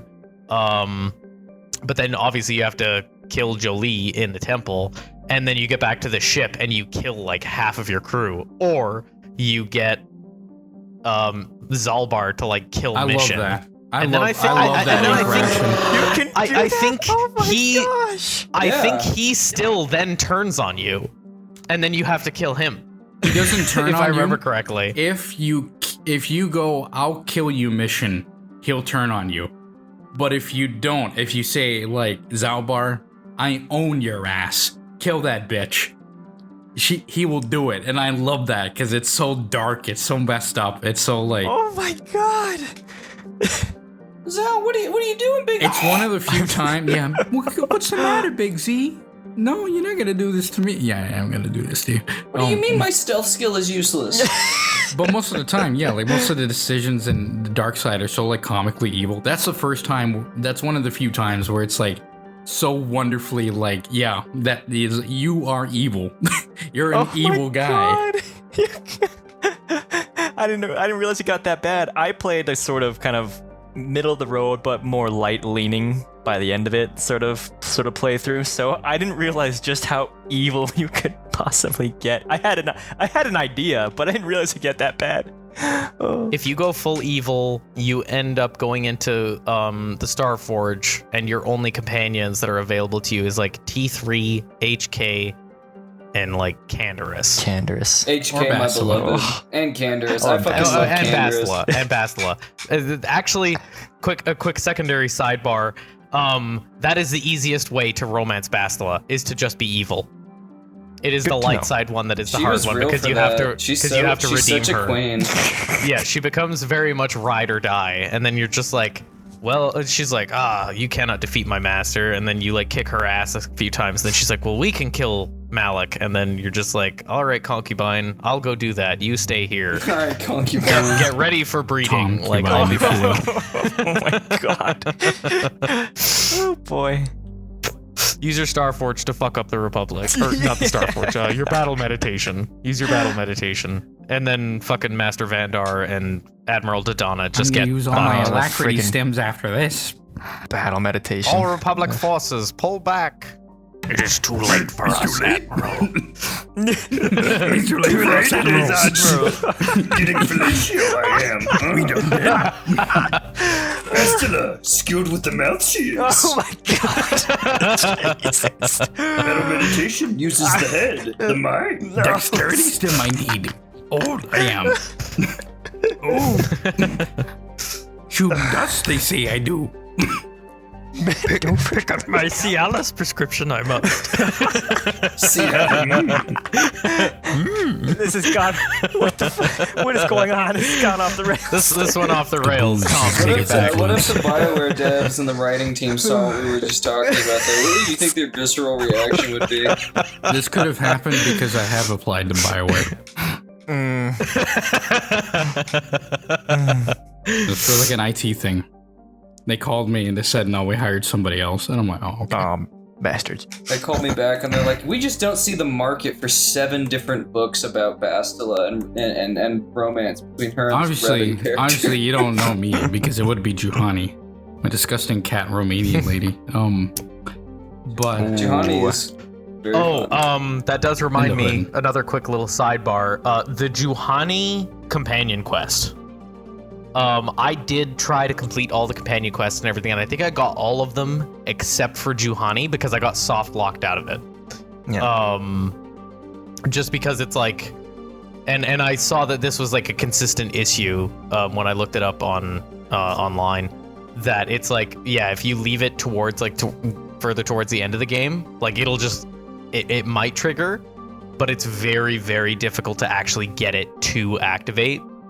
Because you've got to like fly through so many different planets and whatnot, and there are people who are like, I've gone through every planet like 35 times and then it activated, and I personally wasn't in the mood for it. I just looked up what the video was, like what the resolution to the side quest was, because I had never done it before, and I was like, oh, well, that's interesting. And then I just went and finished the game. But I know that is a problem with like Juhani specifically, is if you leave it towards the end, you can have a hard time activating the interaction with like the slaver guy. And it's similar like with Canderous with his final interaction with, I don't remember the guy's name, Javi, I think is his name. You can, that's one of the ones where you can like fuck it up really easily. And like I said, I was doing a light side this playthrough, so I was trying to keep Javi alive, but it's like, if you say, it's very much like all or nothing. If you say the right thing, perfect. You're good. If you say the wrong thing, or like even halfway the wrong thing, there is no opportunity to redeem that, and end up with like the good ending, so to speak. Like you're just gonna kill him. There's no that one. There's no second chances. Like you either get it right the first time or you're killing him. Little sidebar to some of the companion side quests. I guess to continue, Waves, what do we think of the narrative in general, or Andrew, or That's whoever? right. The actual topic at hand. You know. So back to Bastila. I mean, I really enjoy the narrative. Like I said, I do think, like, looking back at it, especially the first one, it's like, I would really like a more nuanced, like, light and dark side. Sorry, Waves. Like, Sorry, Waves. I don't mean to interrupt. We will get into a full character section if you want to leave it to that. I meant, like, just the narrative in general, but... Oh, I love story. It. Like, I think the whole story is very cool. I think the whole Lost, like, the arc of, like, you actually being Revan was actually really cool. Because it obviously assigns you a backstory, but it's one of those where it's like, it gives you enough flexibility. Unless you read a bunch of extra content and books and stuff about Revan. Like, oh. But it gives you enough flexibility to kind of sit there and, like, interact with that world, but not necessarily have your own. I like to self-insert a lot of the times in my role-playing, but not have that, like, overpowered. I think Fallout New Vegas, ironically enough, is one of the ones to do that, because you obviously do have a past, but it's left vague enough intentionally so that it works with both the game's lore, the setting, and everything, but still allows you to put your own spin and narratives in on it. I think, which is perfect. It's sort of like a D&D campaign. You might have to have some sort of like centralized backstory to fit in with the plot, but at the end of the day, you're still allowed your narrative freedom, which I really, and that's, you guys all, pretty much nailed it in terms of the analysis. So that's about all I have to say on the story. It's like, I really like the open-endedness of it. I love all the characters. Karth is a bastard. I love him.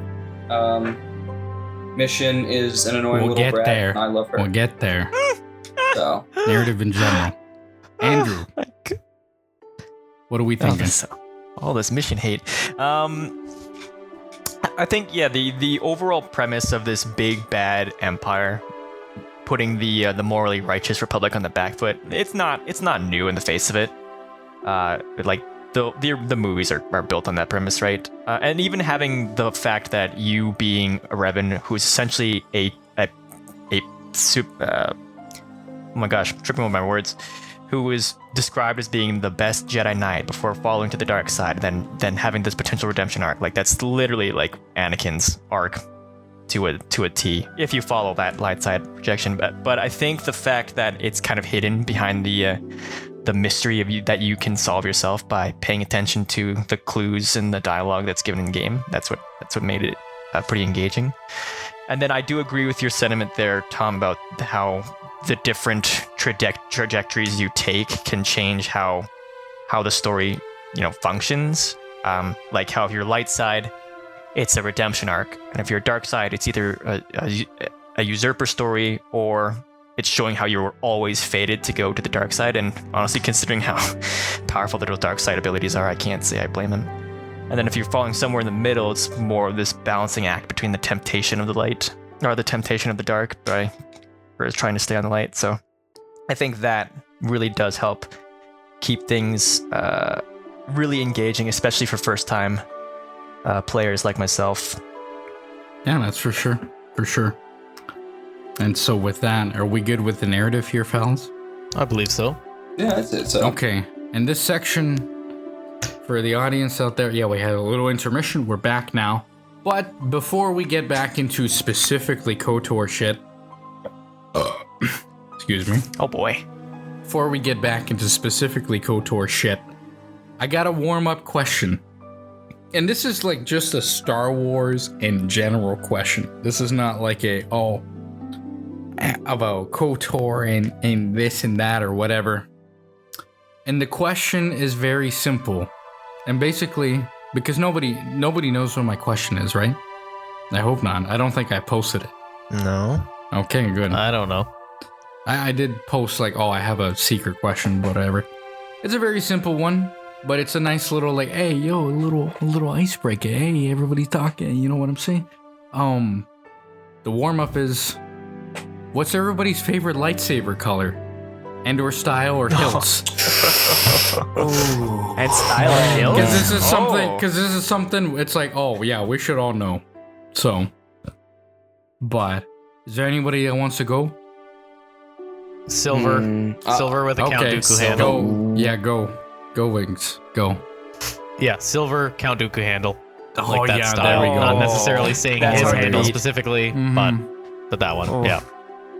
Oh boy. I gotta agree. The dueling Dooku handles my are definitely God. the hardest fucking They're hilts they've ever so dropped. I good. fucking love Dooku's like curved handles. They're my favorite. Andrew, are we gonna That's gotta be are we gonna mine. be 3 for 3? I think so. I mean, like, for when you say color, do you mean like blade? Yeah, like blade color and then like lightsaber hilt or style or whatever. Oh yeah. For my blade, it'd have to be yellow. And then for hilt, I mean, I don't want to say Dooku's hilt again, but No, like, that's fine. It's hard to beat. You know why? It goes You know hard. why? Because that's mine as well.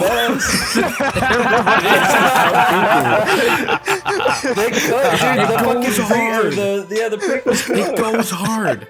His style is the coolest style too of lightsaber combat, which is like that fencing sort of style. The fencing sort of thing. The Yeah. elegant, like dueling Oh my style, God. dude. It's just badass. Like, It's so good. For anybody that has seen the Clone Wars, Wiggz will know this for sure. The best lightsaber fight in the entire show is when like Obi-Wan and Anakin try to figure out what happened to Sifo Dyas, and they go see Count Yes. Dooku like when they're going to the Pikes with a P, like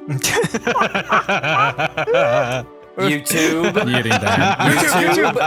It's okay. We're It's like Pike's Place Pikes. in Seattle. Pikes. But yeah, that's the Like best the fight. Starbucks That's the coffee. best fight where he's like doing his fencing stuff and like bending backward. It's like awesome. It's the best one. But for mine, What color are your lightsabers? my favorite lightsaber color, I'm a Mace Windu guy, man. I love my purple. Purple is Dude, good. That goes That's pretty hard. what's up.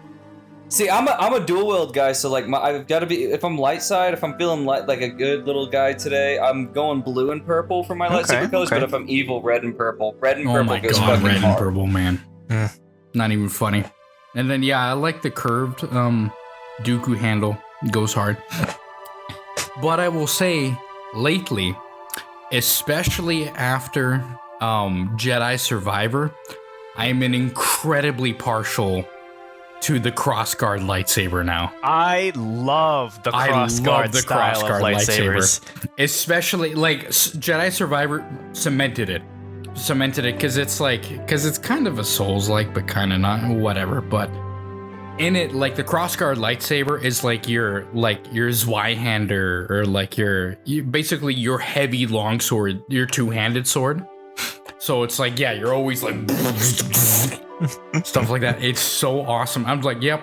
And on top of that, the second best style, which is the one I use all the damn time, was like saber and blaster, which is like, yeah, that sort of Count Dooku fencing sort of style where Oh yeah. you're like fencing with the other hand and then you reach with your blaster and then you just blast them.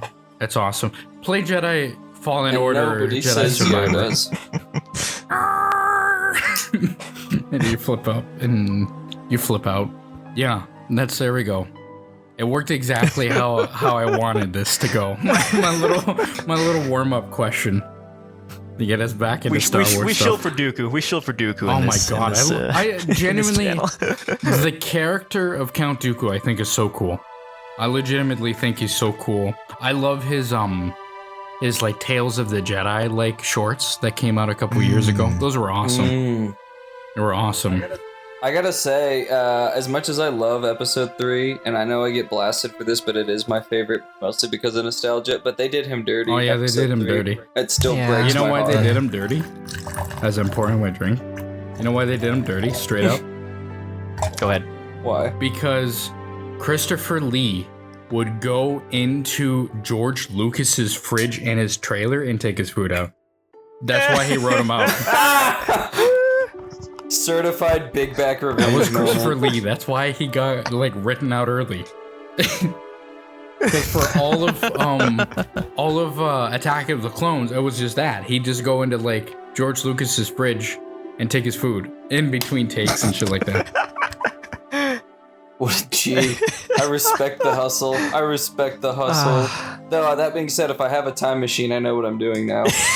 Mr. Lee, don't! Your character deserves another arc. Don't steal Big Back Lucas's food. That's awesome, man. Anyways, I guess to go back into KOTOR, which in that game you can choose your lightsaber colors and stuff like that. Which is why the Heart of the Guardian crystal breaks my heart. It's like, Like this. How many things are you pouring out? I heard one thing pour into a glass, then I hear something crack. I'm like, damn. pour one I gotta step pour it one up. out to the homies, man. Yeah. Pour one out to Darth Bandon. Shout out to my brother. Darth Brandon. Darth Brandon. Dark Brandon. My BioWare brother, was if trying he to tell was us. if he was in a new metal band, that's what he looks like. He's got that goatee. But yeah, that's why the Heart of Guardian crystal kills me, because it's like, man, I don't want this color. I want purple, damn it. Is that the blue or is that the orange one? I don't remember. It's like orange. That one's orange. And then there's another crystal that like regenerates force really quickly. That's like white or silver. That's pretty cool. White is also like a pretty cool color. Like I always think of like Ahsoka's sabers. Ahsoka's sabers. Yeah. Yeah. No, they're pretty cool. But anyway, moving on to in our discussion of Knights of the Old Republic. Right, Um, right. We're gonna be talking about characters. So it could be any character. I think it's mostly gonna be companions. That's what I got written down. Yeah. And stuff like that. And then after that it's like planets and shit. But yeah, does anybody want to start off with like any characters that they like, any specific shit, anything that you've written down? Heavy breathing. I was gonna say waves. We can do that one later. Yeah, sit your ass down. Down, boy, Heavy down. breathing. All right, Andrew, we start with you. We start with you, Andrew. Well, why don't we start with the main guy, Revan? Hey, that's a good one, even though it's literally the last one I have. But go right ahead. Oh, he's literally the first on my notes because it's like, it's you, right? So, them acting kind of like this. This is before you realize who Revan is, but they start off kind of like as this Darth Vader masked figure with immense power, right? With the cool ass armor and them being extremely powerful and whatnot. The mystery of them rising to power and amassing that army to rival the Republic, I think that's what makes them really compelling, at least before you find out who Revan is. Because it's like, how the heck did they build all this stuff from nothing? All they did was take a few soldiers from the Republic and go kick the Mandalorians in their asses, right? So where did that all come from? So Kid named Starforge. Yeah, exactly. You don't know. Well, you don't know about the Starforge until later. So I think that's what. There wasn't a lot to go off at first, but they become an interesting figure, and especially once you figure out who they are, that's when people really want to know more. It's honestly a shame that there wasn't a ton of stuff for Revan until like the comics and books that came after the fact. So if you're just basing on this game alone and you want to learn more about Revan, you will be disappointed, but it does mean that there's an entire universe of lore to catch up on, so you can get more Revan goodness. And I mean, with that cool armor, you can't go wrong with that, right? And as someone whose name is one letter off of his, he's the best character ever with no bias. And the mask, it pissed me off that they never let you wear the mask. That was like one of the things. I saw the mask and it's like, oh, you go and get Revan's mask and armor. It's like, I can't wear it. He doesn't know. I'm like, He doesn't know. He doesn't know. He doesn't know. He doesn't know. Well, I mean, but you know what I mean. Yeah. Yeah. Yeah. He doesn't Yeah. know. Does he For know? Revan, does anybody else want to intrude? Before I don't have a whole lot, but what I do have, I think it's got. Yeah, there wasn't a ton to go off, so it's okay if you don't have. But Wiggz, how do you feel about Revan as a concept, as a character? He exists. It exists. Groundbreaking. Absolute cinema. Yeah. Well, like, he's mostly a pretty blank slate. While I won't go into Knights of the Old Republic 2, Mitra Surik is a much more interesting player character because she has way more background history and history that she shares with other characters in that game. Because it's not just like it's like, oh, I don't know who you are. Oh, I don't know who you are. There's multiple characters in that game that know exactly who you are and treat you like that, which is what makes it really interesting. But back to KOTOR. Well, it's like the interesting part of the blank slate for Revan is that he's split into two, right? It's basically within the whole context of the game. It's this basically like hope and redemption versus despair in a sense. Especially in how, because Drew Karpyshyn really wrote the characters interestingly in KOTOR, where it's really not a plot heavy game, but it's a very character heavy game. The characters are always telling you what their reactions are to any of your decisions. Especially if you're evil. There's people bitching on your ear all the goddamn time, which is sometimes it's really funny. And then sometimes you talk to them, like you talk to Bastila, you talk to Juhani, where it's like, especially Juhani, which is what I really like it, where it's like, you gave me this freedom, this redemption, you gave me this second chance, but I don't see that in you with others. You treat them terribly, you kill them, that part I really like, and I really do like how in KOTOR, more than a lot of other BioWare games, they're frequently commenting on how you compose yourself, how you treat other people. But it's really kind of like, if you're light or good, it's characterized between like fate, which is like the Sith path to me. Because like fate and destiny are they're very similar concepts, but they have different connotations. Destiny is like the Jedi, the light side. You were destined to be evil and then be redeemed and then destroy the Sith. While fate is like, you were fated to be this, then try to be redeemed, but you're fated to be evil and to basically not fulfill the prophecy, but like to complete the circle and go back to being evil Revan, and then causing the Sith Empire to win in this game. So that's basically what I got about Revan. He's a blank slate, but I think what he does for the characters around him is actually really interesting. Well, I don't know. I don't see Revan as a blank slate. Neither the previous evil Revan or the memory cleared player character Revan, because first and foremost, they're one and the same. They're same person. But even if we're just going off the fact that they had your memories wiped, you still have the experiences that other characters build up, or that they mention, like how Karth will talk about how you have all these skills, and it's frankly weird how you're stationed with us. So you're not really a blank slate character. You do have some form of background. Let me explain myself in my drunken slur. A blank slate is an XP for the player because you are an established character. But through that blank slate, you get to choose fate or destiny in the end. Oh, okay. If that makes any sense. It's like how I mentioned it earlier. Like it gives you backstory in order to connect you to that universe and the storyline, but it still leaves enough of it open at that time. Obviously, Revan's had his lore filled in since the game released. It gives you enough freedom to insert your own narrative or shape the narrative in a way that you see fit.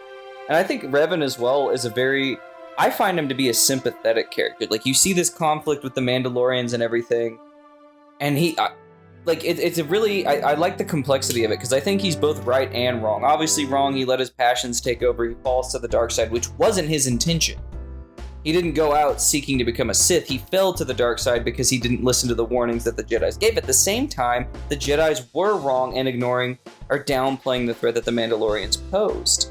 I think it serves as a really, like Tom said, a blank slate, but I think he's a really sympathetic character as well, and I think it justifies it in the narrative as well, because you can kind of justify either side of it. You can justify your character falling back to the dark side, or you can justify the redemption. I think it's really well done. It's one of the, again, obviously I like him because my name is almost the exact fucking same, but I do think the character is really well written, and I love the extended lore that was given to him and the games and whatnot that followed after. I'd say herein lies the biggest disagreement, is because, Andrew, your argument, as far as I understand it, is you're not a blank slate because there's a pre-existing character and you are playing as Revan. Is that more or less correct? Yeah. And even if we're going off the whole, you're a different person because your memory is wiped. Well, no, because there's still a bit of history there with you being this somewhat known figure within the Republic, so you're not a fully blank slate character. There's still a little bit of that history there, and you still can't divorce the fact that you were and are Revan, right? So I'm gonna tell you why you're wrong, and I'm also gonna tell you why you're right. Wiggz, go ahead, because I'm in the same boat. I'm like, you're wrong, but you're right. So in as much as yes, Revan. And this was kind of the distinction I was trying to make earlier. Revan is his own character. Mm-hmm. You are correct. You're not a blank slate, which is why I kind of brought up you are a blank slate, but you also have choice. And you're also not a blank slate. Right. Because insofar as you become a bit of a blank slate, yes, your character has history, but your character's been fucking brainwashed, bro. He doesn't got shit. He doesn't know dick from fuck. And you know, for lack of a better term. That's a good point. So for all intents and purposes, when you start the game, you are a blank slate. It comes to the confrontation with Malak at that point. More of what you said takes takes part in it, which is like you have this history. Because I would agree with you more if you had in the game where people like actively recognize you for Revan and try to tell you like, hey man, what the fuck are you doing here? And you're like, what are you talking about? I'm Biggs Chillier. I'm just LeBro. I don't know. Well, hold on. Wait a minute. The Jedi do recognize you. They know full well that you are Revan. That's because they're the ones who fucking brainwashed you, bro. Yes, Shut up. You just Let said me that finish. no one recognizes Let me you, but they- finish. No. Wiggz was saying like people coming up to you and pointing it out, especially people that you wronged, like coming up and being like, "Hey, you're not fucking welcome here." Right. Yeah. Sorry. Yeah. But So the Jedi are that's concealing it intentionally because that's part of their plan. Yes. That's more of the point I was trying to make. But when you get to the confrontation with Malak, at that point is when you can choose to kind of continue the blank slate, knowing the previous history of this character you're playing, which is Revan. But you're choosing to continue that along the blank slate timeline, which is like, no, I'm not that person anymore. I am this new person. You know, that guy did some fucked up shit. I'm not that guy anymore. I don't do that no more. As opposed to kind of changing the narrative, as Tom brought in as well earlier, where you're saying, actually, I am still that guy. You know, I still want to be evil. I still want to take over the galaxy. You know, I'm going to crush the Republic. At which point you then switch from that blank slate character more into being the continuation of the previous Revan. You may not remember everything, but at that point, he ceases to become a blank slate because he's continuing his previous character arc.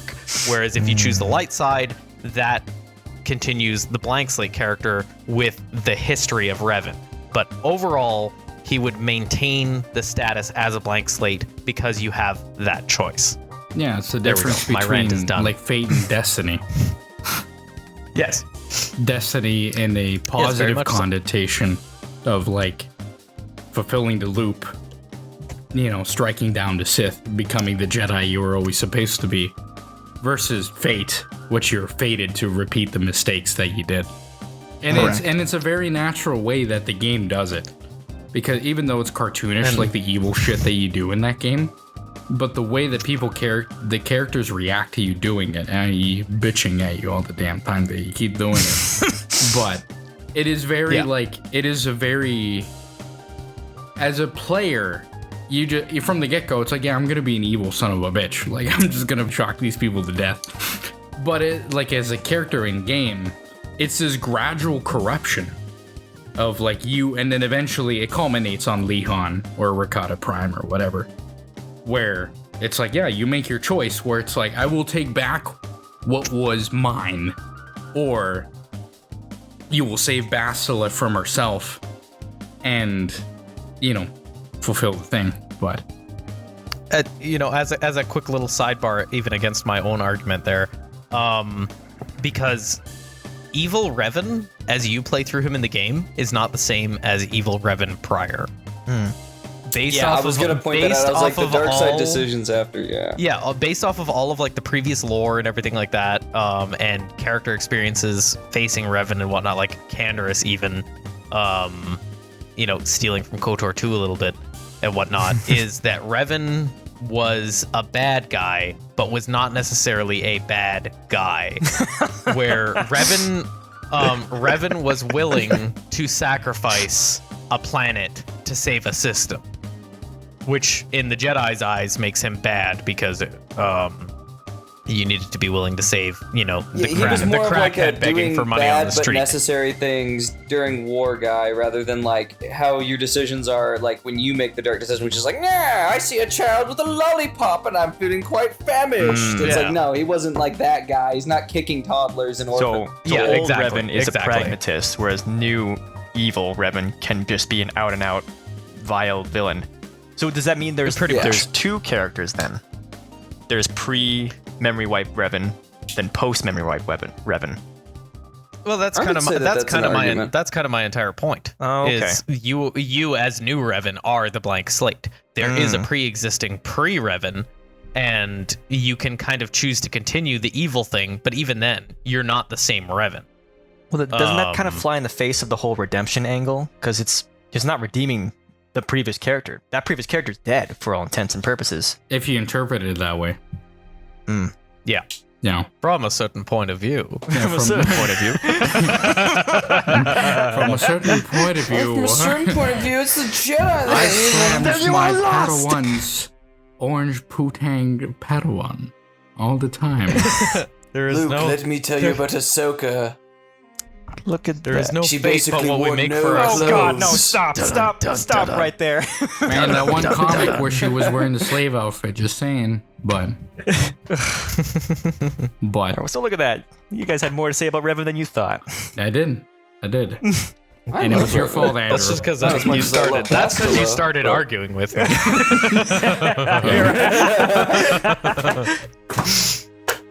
But anyway, it's funny. We go from that, and then I'm like looking at my note.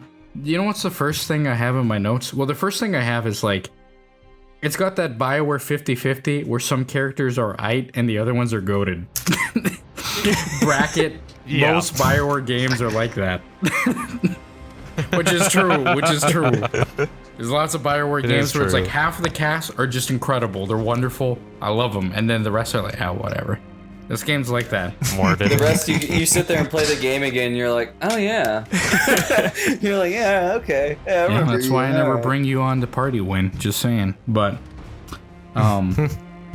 yeah. So like, I basically start from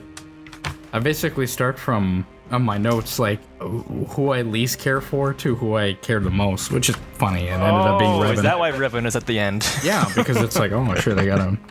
But the first one's like T3 because he's literally just a droid. Yeah. It's like he doesn't really have much to do. And in that sense, He basically acts like R2-D2. Let's be frank. Like Yeah. half the time when they write droid characters, especially like the astromech droids, they literally just copy R2. Oh, he's spunky and kind of has an attitude. The thing is that we live in a time where Jedi comes out and we have a BD1 that's such a cute, like, genuine character that complements Cal Kestis, but that's a different game. But Yes. it's like one of those. That's one thing I really picked up on. It's like, damn, T3, like, you ain't shit. you're my spike pig to like hack into the thing. T3 is very mid. But Yeah, I didn't use T3 like at all. yeah, Like even as a support utility droid, there's other characters who can fill that role, and you get dialogue. So there's no point in using T3. yeah. Yeah. It's like Besides, what? R5D4 is the best astromech droid.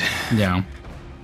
But and then after that, I got Zalbar, who I think out of That's the fair. actual companions, I think he's the most least interesting one. Yeah. You know why? Because he's a huge missed opportunity. You bring him Yes. to Kashyyyk, and he has all this history. He's got all this shit or whatever. He knows all this stuff about the Wookiees, and he's held hostage the entire time. He's held hostage the entire time. You do get that one like semi-Kino interaction with the other slavers like on your way to this Wookiee settlement, where it's like the guy's talking about how they just had to kill this Wookiee slave because he was acting up, and you can be like, does that make you mad, Zalbar? Yeah, it's I like you bet want- it does. And he's like, Yeah. do you want me to kill these people? And you're like, yes. Yeah, go ahead. Yeah, go ham. But that's the best part of the whole But planet. yeah, but you are right. Yeah, you're correct that it never continues from there. You don't get to take him into the Shadowlands to interact with Freyr and him Yeah. to like make his apology then and be like, let's go set this right. Instead, it's like, yeah, he just chills out with fucking Chundar the entire time. Yeah. And then they have their big kind of redemption at the tail end of it. That reunion is kind of just like a cop out. Like they don't do enough with it. It's like Yeah. what, 3 dialogue options, and then after you interact with the 2, he does have a somewhat interesting, very very tiny, like arc when after he's spent some time with Chundar, and you go back to him, he's all like, oh, I've heard his arguments, and they kind of make sense, and it's like, that's kind of interesting, but Can you elaborate? anyway. And then it's like, no. Yeah. Can I see? No. Anyway, let's kill Chundar now so I can get his sword. Actually, I need those dark side points. Yeah, exactly. Yeah. Oh, is that what you're doing? Okay. Oh, Look at this But, guy, the Zerka yeah, core no, still just- over here. Yeah, like RH, Just like 193 Zolbar or is whatever. just- Instead of Kashyyyk. Or sorry, not Kashyyyk. Kashyyyk. Kashik. Oh my Screw god, off with Kashik. this. I'm gonna Done. get to that later. I'm gonna get to that later. Done. Yeah, but I would agree that Zolbar generally is a missed opportunity. Yeah, for sure, for sure. He's a pretty big heavy hitter because he starts with pretty high strength early on. Let's go further into my point earlier about how melee combat is just superior. But he still kind of sucks because he can't wear armor, so his defense is always going to be really, really poor compared to everyone else. Yeah. Yeah. Well, there are ways to make him good, but he's still never going to be as good as like Hanhar in KOTOR 2. Yeah. Hanhar is Yeah. Hanhar is fucking sick as a companion for combat anyway. Yeah. After that, I got Mission. And You it's don't like Mission. Interesting. I like Mission better No, than Mission's Zalbar, fucking but I annoying. like the That's other not saying characters more. much. Well, there's only like 6 people. I feel like Mission should have had more too. Yeah. I always feel like the Mission shit was like very limited, and it's like I feel like I would like. It's not like I hate her. I kind of joke about hating her and just because she has that young Yeah. bratty personality in the game. Sure. But like honestly, it's just like I wanted more from her. Like, and they don't really give it to you. Again, with her and Zalbar, it's a really big missed Yeah, opportunity. and that's the thing. Because I thought her whole backstory and everything was This really is like here I got written. It's like better than Zalbar, but not by much. Love the naivete and like the good heart. I do like that about like Mission. That's like she's pretty naive, but she has a really good heart. I really do like that about her character. And then really like what you can do as dark side to her at the end of the game. Oh, you guys. See that? Like that's why I would And have it's like- a little bit of issues with doing a That's the dark side most playthrough interesting because thing she. that Zalbar I can know, do the I know, whole but game. she's going. Her quest is her, coming to terms with like a family abandonment, right? And then she comes to see you as like this older sibling figure, and then you can fucking backstab her. That's all what makes over it again. so It's good. just. Oh, That's it's what makes it so good. the dark painful. side. It would only been better if you could groom her into. Oops. Did I say What that? is she, like a new pro? You've already got Tali. What do you need her Yeah. too? Hey, listen, she's referred to as younger, but her age is never specified. So legally speaking, Legally speaking, no, Barely legal in most systems. and the outer rim, everything goes, man. She's a 3,000-year-old elf. Excuse me. she's actually a 3,000-year-old Twi'lek. Actually, Ricotta Prime's actually within the limits of the Sith Empire, so we evil.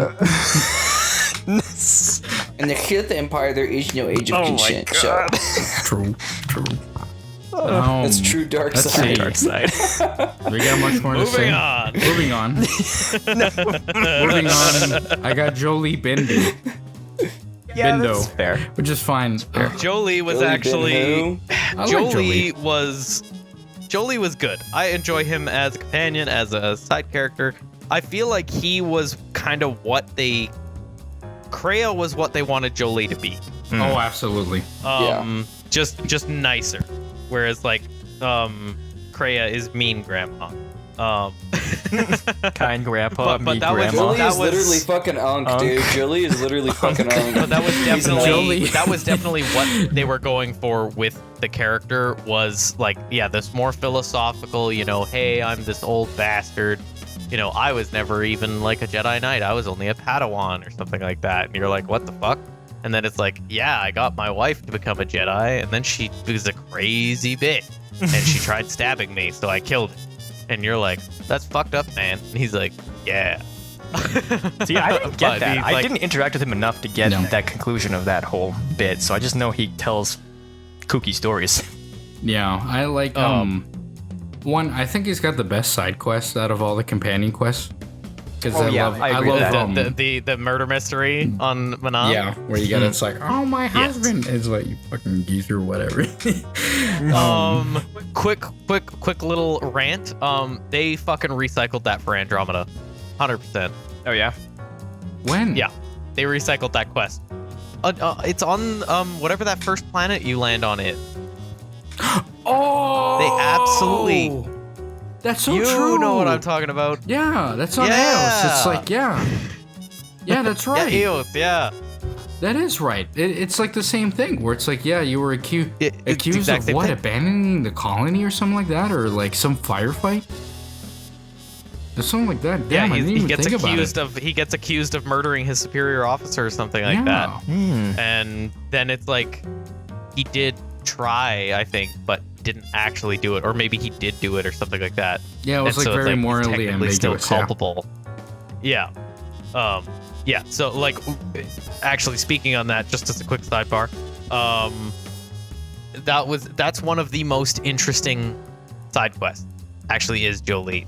Is because there's so many different ways you can do it, where you can, and I appreciated this so much, was you can be morally ambiguous. As a light side player, there is a way to get Jolie's buddy released, while still not like gaining dark points or not gaining light points, but you can. There is a way where it's like you just essentially bend the truth, where you just kind of like dance around the fact of whether he killed her or not, and you can get him released, even though he's like 100% guilty and he did do it. There is a way where you just basically present the case in such a way where you win the judges over to being like, fuck it, whatever, you're free to go. Even though you know that he's guilty, but you're kind of doing it both as a favor for Jolie, and to him as a Republic war hero and everything like that. And I really, really, really appreciated that. And it's like the only example of that in the entirety of KOTOR, where you can play kind of on both sides. And I really appreciated that.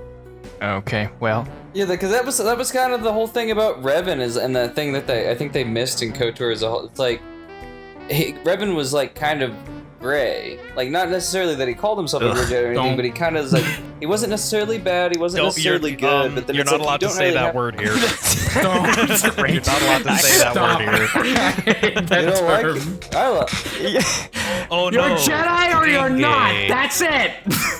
It's done. Well, what if I found an order without the sins of both? Oh my gosh. Go ahead. But I do think there should have been a bit more nuance. Like, definitely in more of this.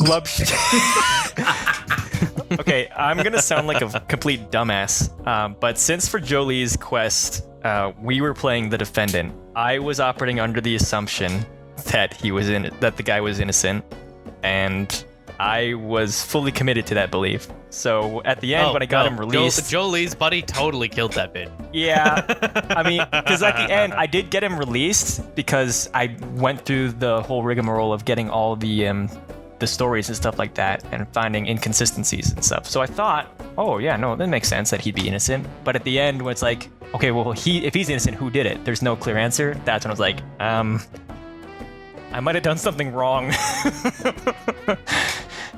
So that just further cements how much of an idiot I am. But anyway, I have him here. Love him being a grumpy geezer and being the center, but giving you shit all the same. And then after this, wins award for best BioWare black character. At least he doesn't cheat on you, Shaken. It's true, man. My man stayed faithful. It wasn't until he turned out to be a crazy bitch. Yeah. And you know what's the final thing? Basically, Dracula from Grim Adventures of Billy and Mandy. Is it the same actor? A scrape and a lick.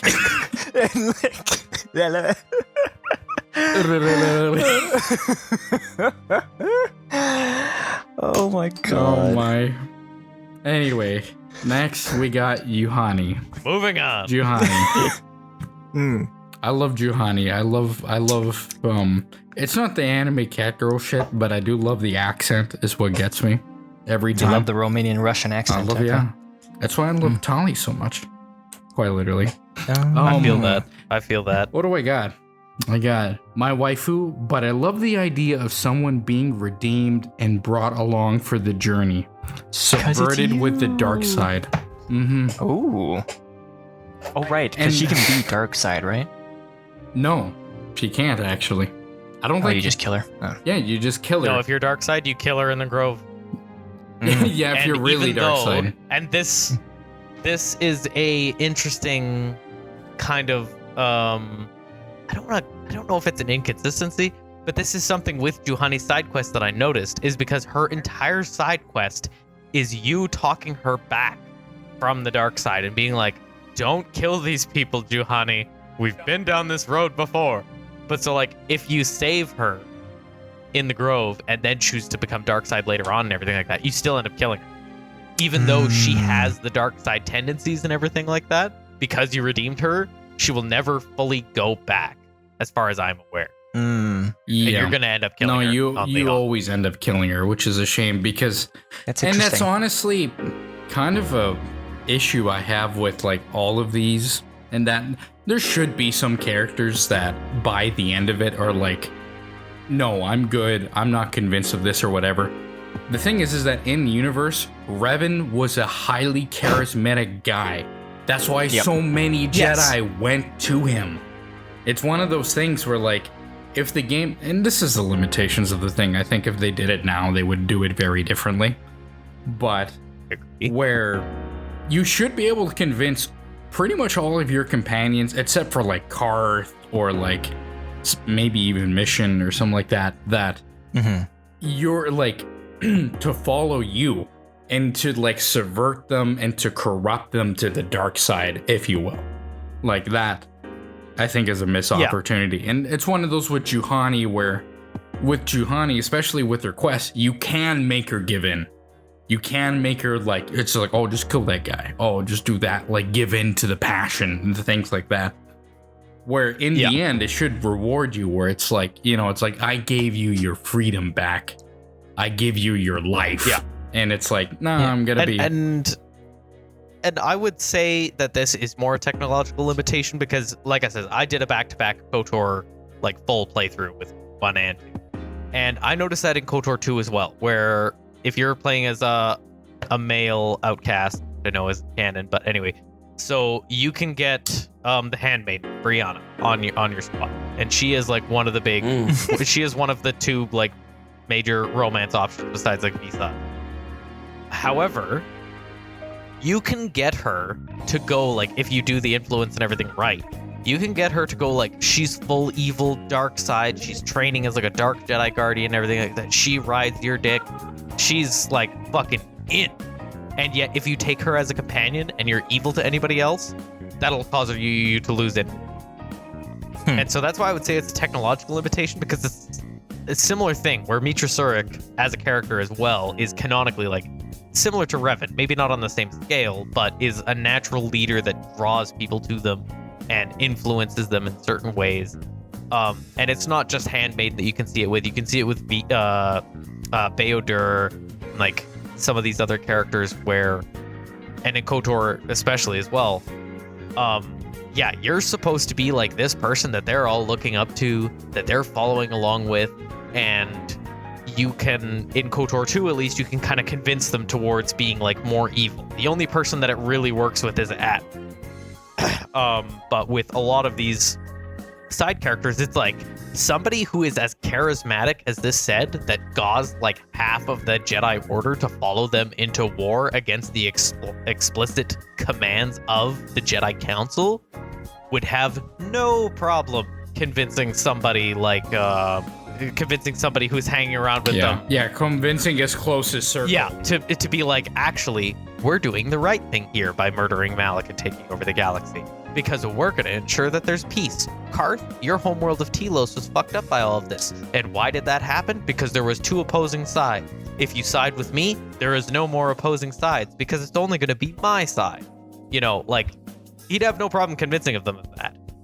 But the game doesn't allow for that. The game only allows for, and I even brought it up earlier, where these people are seeing you being evil the entire fucking time. And then when you're like, yes, I am the evil McNasty bad man. And then they're like, oh, what the fuck? Oh, shit. This guy's bad. She's like, you're telling me this for the first time. Literally. Yeah. There's a much better way they could have done that. Tom, I agree that in modern with modern technologies and gaming programs and everything like that, I definitely think that could potentially be one of the big differences that we'll see if that remake ever actually comes out, is that you may actually be able to affect the story in such a way that your companions can actually be in, because that was the big part of the draw for KOTOR 2, was like, you know, you can visually see it because Handmaiden will become Goth Handmaiden. Baldur will essentially turn into Darth fucking Maul. It's something that they were trying with, and they were trying to get there, but they just couldn't quite do it. Not talking about other technical issues that were involved with KOTOR 2 and the various problems that it had in its development. But it was something that they were aware of and they wanted to do.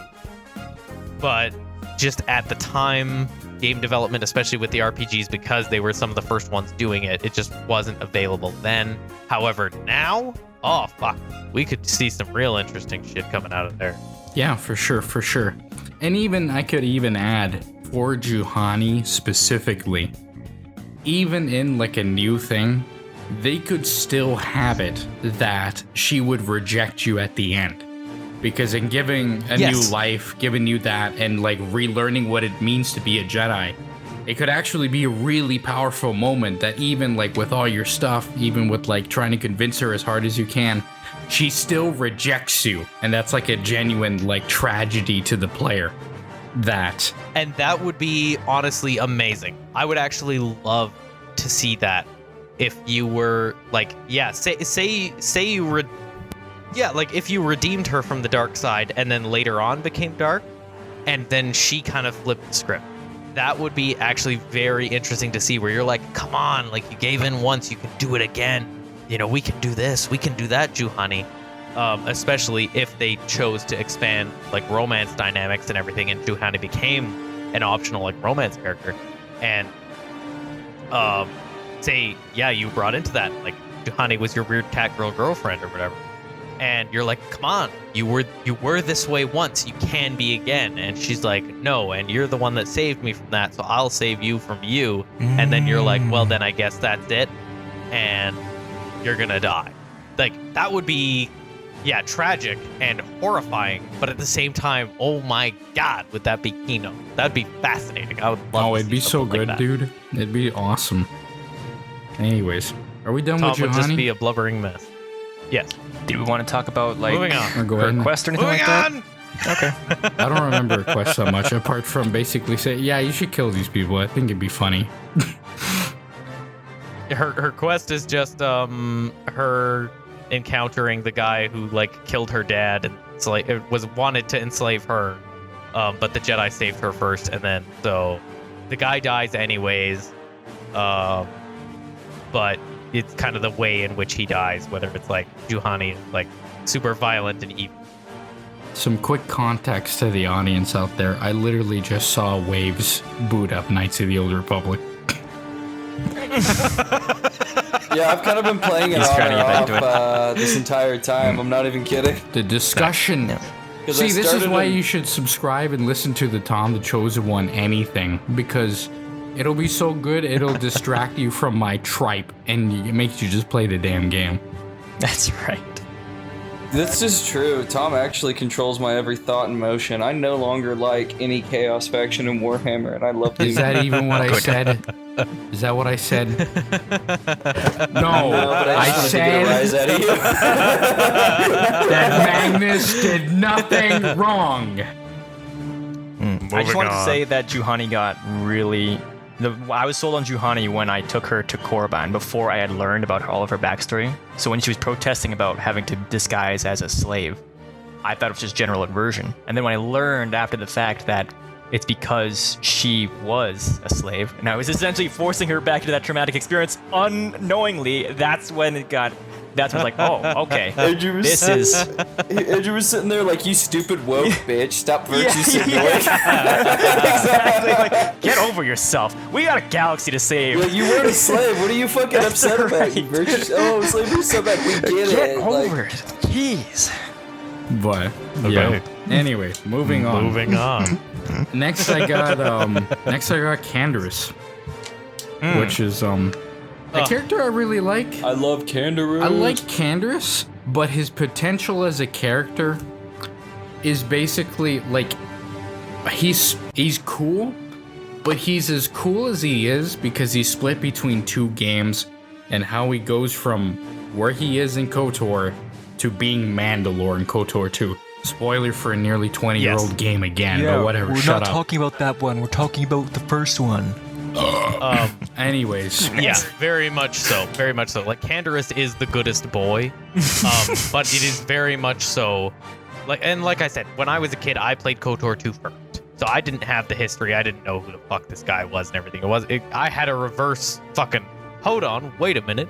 Something don't feel right. That's when I played KOTOR and I heard Canderous and I was like, is that the same fucking voice actor? And then I realized it was the same character playing Glory. And he is great across the expanded media, including the Revan book by Drew Karpyshyn, KOTOR 2, and the original KOTOR.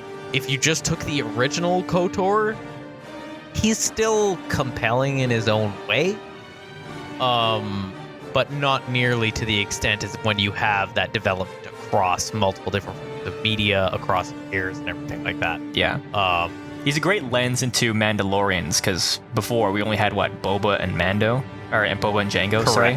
Until then, so. Before all this Baby Yoda bullshit. Yeah. Baby yogurt Boba. Baby Yeet, Baby Yeet. Oh, he's such a cute He's little one of the baby. few Now that range guy's characters. 54 years old. Put his ass to work. Gosh. That's right. He's one of the few range characters who can hold his own until the end game, so I brought him along a lot because of that, and I like his dynamic. Until you realize that he actually is spec for melee as well, and you just use him as a until melee you learn that as well. companion. No, I brought him along. I liked his banter with Karth and Bastila. He has great banter with Karth. He has amazing Oh yeah, banter absolutely, with those guys. absolutely. Garth, it's literally fucking Soy Jack versus Data Chad. Like, oh man, I'm just feeling so sensitive right now. And Candace is like, shut the fuck up and kill. Literally. Garth is a sensitive young man. Vote blue no matter who. Canderous. Where's my Basilisk war No doing? matter who. But I got written. No, that's what I would say about Canderous. Anyway, I got written. Great morally ambiguous character. Love hearing about the many different war stories, which are awesome. Especially the Basilisk War Droid. That shit's awesome. I don't care. But also hearing how Revan and Malak saved the Republic from the perspective of the villain of that war, in a sense. Absolutely. I love all the discussions, and to divert into KOTOR 2 for a second, like even talking to Canderous as one of Revan's generals and everything, or actually we can keep this in KOTOR. If you talk to Canderous after everyone finds out that you're Revan, it's like quite a script flip, and you can be like, "Why are you still hanging out with me, bro? Like I fucking kicked your ass." And he's like, "No, you were strong. Like you were the one who fucked us up. We had a mission and we were going for it, and you were the one who like outsmarted us and you kicked our ass, and like I respect that shit." Like in KOTOR 2 it gets expanded for warrior upon, cultures. but like even in KOTOR you can see it after the Revan. The respect. The growth too, when he realizes, or when he comes to acknowledge that fighting for the sake of fighting on its own isn't going to allow them to survive into the next era. So he grows and changes while spending his time with their would-be conqueror, essentially. Absolutely. Jeez. Absolutely. Especially when you bring them. This is going into 2, when we could talk about that one day. It's kind of messed up if you bring Canderous to Malachor. It's like, hey, here's that super weapon that killed you. It's like bringing your Japanese girl to Hiroshima. It's like, yeah, this is where we drop the bomb, bitch.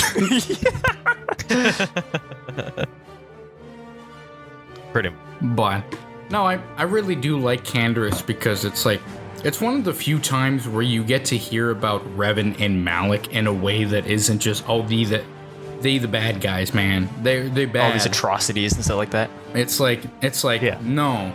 It's like we come from a culture where it's like, yeah, we kill and pillage.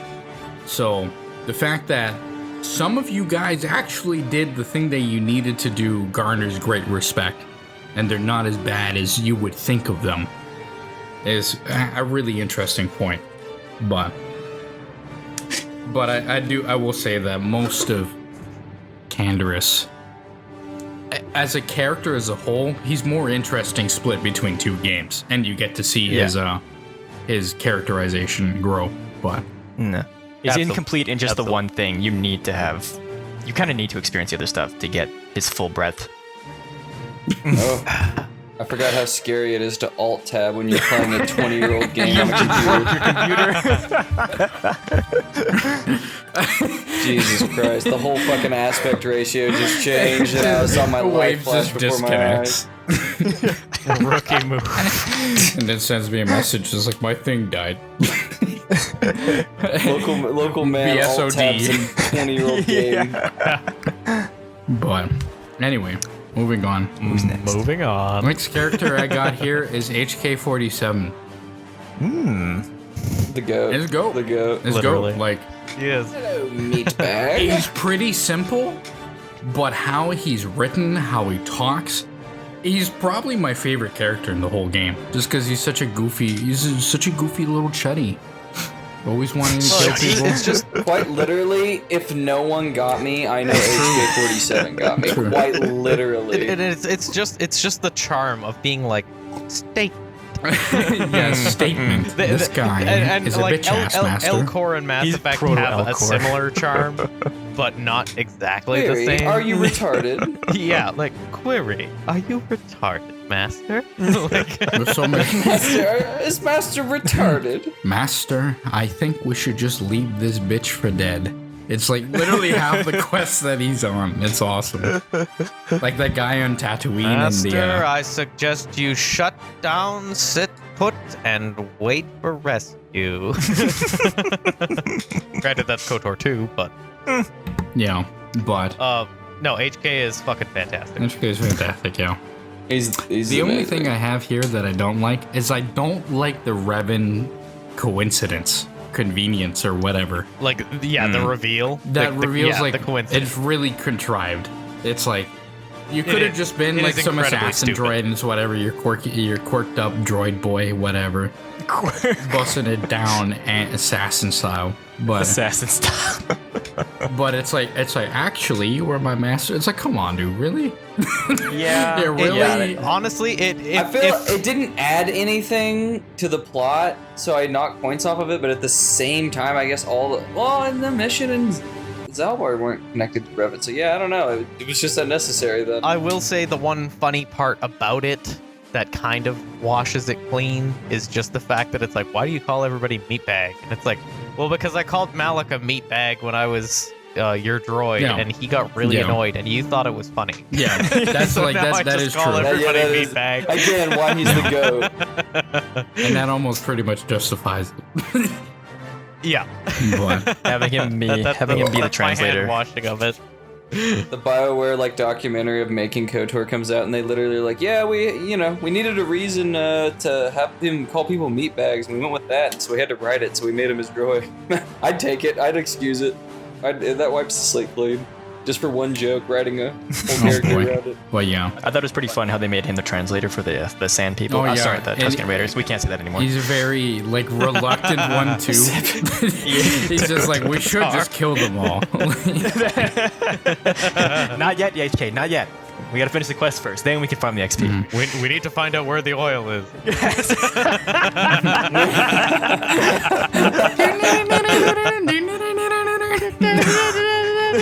Oh boy. Already. Anyway, moving on.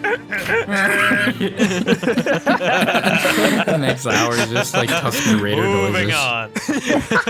So we're actually going to be switching to the Tusken Raider language for the rest of this podcast. Thank you for anyone who can't, thanks for listening to anyone who can't Moving understand. on. Yeah. Next one I got is Karth, Karth. which is Karth is a very interesting character.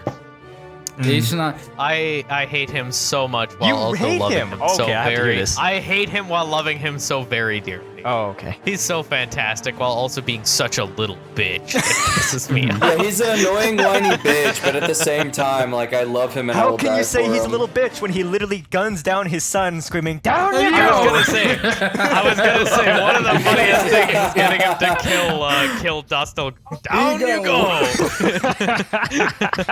Especially because it's so easy to fuck up that interaction. Oh, I fucked it up. It's so simple. That's why I always save right before it, because like there's like one correct option and like 7 bad options that all result in Dustil getting fucking shot by his dad. Yeah. Down you go. It's a missed opportunity how that never comes up Down again, you but go. it is fucking Yeah, hilarious. and he doesn't talk about it. He's like, damn, what a shame. He's like, you know, we maybe could've done Dustil was something. right, man. Just saying. It's like, you're like, bitch, what do you want about? Also, in terms of like, I would say that one of the reasons why I enjoy him so much is because Raphael Zabarge is actually like a great voice absolutely. actor. Oh my God, Absolutely, fantastic. dude. I enjoyed yeah. him. I enjoyed him playing Karth in Mass Effect as Caden, Yep. where he's once again a whiny bitch. You know, Raphael Zabarge is just a very talented actor. Obviously, yeah, I've met him in real life. He's so cool. You know, no shade against Mark Meer, but Raphael Zabarge was way nicer to talk to. That's fair. And he was a much more pleasant, friendly person, and his performances are always like really good, even if you kind of low-key hate the characters. He's still just really good. It's more like it's like, you know, Karth is probably right, but you're kind of pissed at him for calling out your bullshit. Like, he's one of those friends that you need to have around because they'll call you out on your shit, but at the same time, you're like, shut up, you little Shut the bitch. fuck up. Let me make my Well, mistakes. of course I know him. Let me make my mistakes, He's me. damn it. Of course One I know. thing I like, if you play Darkside, he's vindicated. He literally vindicates himself in his suspicion, which is kind of like Yes. messed up. But it's I guess part of the story, even if you aren't evil, because Saul Kareth tells him that, where it's like, oh, you didn't even know. Yeah. But I got written down here, probably one of the best BioWare starter companions, which I do agree with. Yes. Out of like Yes. most 100%. BioWare games have this sort of like, oh, your first 2 starter companions are really kind of, they're not bad, but they're not as interesting as the others. Karth is probably up there as one of the most interesting. And then, Yeah. Actually. For sure. let's see, character arc ties really well with Rev and Twist and Trust. Yeah, basically. Yeah. That's basically what I gotta say. Yeah. So, it's really cool. Yeah, shout out to Raphael Zabarge. Shout out to Mark Meer as well. I didn't see you at a con. I saw you at a restaurant in Edmonton one time, and I didn't want to bother you. Well, I did say, it's like, I liked you in Mass Effect anyways, bye. You weren't as probably cool don't remember as me. Andrew. Yeah. You weren't as cool as Andrew, getting him to say, "Report to the ship." Well, bang. Okay. Yeah. Report to the ship as soon as possible. Well, bang, okay. Bang, okay. Yeah, but it's not, I'm not going to say that in the middle of a quick, restaurant. A Chinese buffet or something like that. Say the line! Quick context for anybody listening. That was because Andrew and I were both separately attending a Comic-Con where both Raphael Zabarge and Mark Meer were present, and ran into each other at the Mark Meer stand. And then I was like, man, this Mark Meer line is really fucking long. Raphael Zabarge has nobody in his line. I'm gonna go over there, and then proceeded to talk to Raphael Zabarge for like 25 minutes. Yeah. I should have done that too, frankly. Yeah, But missed out. moving on. Moving on, we got... Moving on. Waves is going to take this one by storm. And we got Bastila. Oh boy. Pop off. Yeah. Pop off. It's your time. Well, don't pop off like that. I mean, I'm just saying. He's been holding it. I'm not going to break my edging streak. Just Just make make sure- sure podcast, gentlemen. Make sure you have the towel next to the computer. You'll be fine. Yeah, the shirt is next to me. It's well used. Where do I start? I mean, just the most beautiful and handcrafted woman you've ever seen. The way I hung on that age was perfect. Damn it, I made myself laugh. No, I just really like I said, I'm a hopeless romantic. I like the romance plots. I really love that whole, like, connection between you and Revan and everything, and then she's kind of like conflicted with their emotion. You gotta sit there and be like, the Jedi are kind of gay, babe. Just kiss me. I just fuck with it. I fuck with the story. I fuck with her. She's pretty. She can go goth. She literally does everything. You want a nice, good girl? Boom, she's got you. You want a goth mommy to fucking step on you? Bam, Sith side, bro. She's perfect. She's perfect. She's perfect. Yeah, Waves has done he's made After Dark edits of Bastila. Oh my god. Oh, probably. What is After Dark? You lost That's me there. What is this? The one kind of synth song that came out a couple. You've done couple years. AMVs about Yeah, it. AMVs. Are you talking about After Dark? Or are you talking about? Okay, yeah, I get you. Oh, the Mr. Kitty song. Yeah. Okay, yeah. I will say that the dialogue or the interactions you can have with her, if you all like the jokey / flirty options as a male Revan, and how she gets all flustered trying to be serious while you're being an absolute goofball. I like that dynamic a lot. Exactly. Right. I would just say that, in general, and it's part of the plot of the story itself, is that Bastila is the best written for her interactions with Revan. Anyways, because it's very realistic in terms of the fact that she's like, I'm a good person, but at the same time, I have these tendencies just in my personality to be bad, and so I want to be a bad person. Is you can see that ongoing struggle. You throw in kind of the romance aspect where you're like, you want the D? And she's like, yes, but I shouldn't. But yes. And then kind of either way, as long as you kind of play the dialogue options, play the cards right, you do get to see kind of that come to fruition where it's like, you're a good goon, and you were convincing her the whole time, no, don't start an OnlyFans. You should just be my hoe. And Real. and she'll follow through on that, as opposed to her being like, you're like, I step on those big fucking boots, black underwear, and then she'll follow through on that too. But you have that proper representation, but it's also because you're kind of expected, with her being your first kind of Jedi companion, and the fact that she's a Sentinel, so she's well-rounded for Force powers and for melee combat. You're kind of expected to spend the most time with her. Yeah. Yeah, naturally. Especially if you're playing as a male Revan character. As a female, I don't know what the fuck you're doing. As spoken as somebody who my first playthrough on KOTOR was with a female character. So did you go for Karth or did you go for Juhani? I don't think I did anything at the time. Really? But anyways, you are expected to spend the most time with her.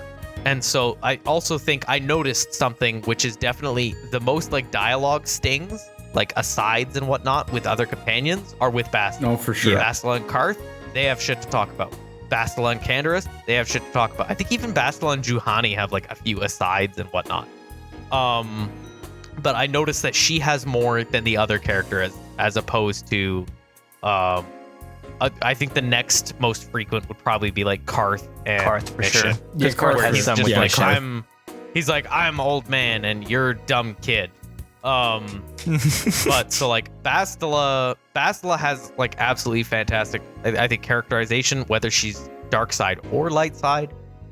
She has the most to do with Revan. Her side quest with her whole issue with her parents, and then actually going and encountering her mom. And if you get to the nice resolution of that, where it's you're still a fucking bitch, but at the same time you're dying and my dad is already dead. So, if I live through this, maybe we'll reconnect, kind of thing. That whole thing was very, very well done. Bastila as a character, plus, voice performance by Laura Bailey. That was Laura Bailey. Right? Jennifer Hale. Jennifer Hale. Jennifer Hale, that's the one.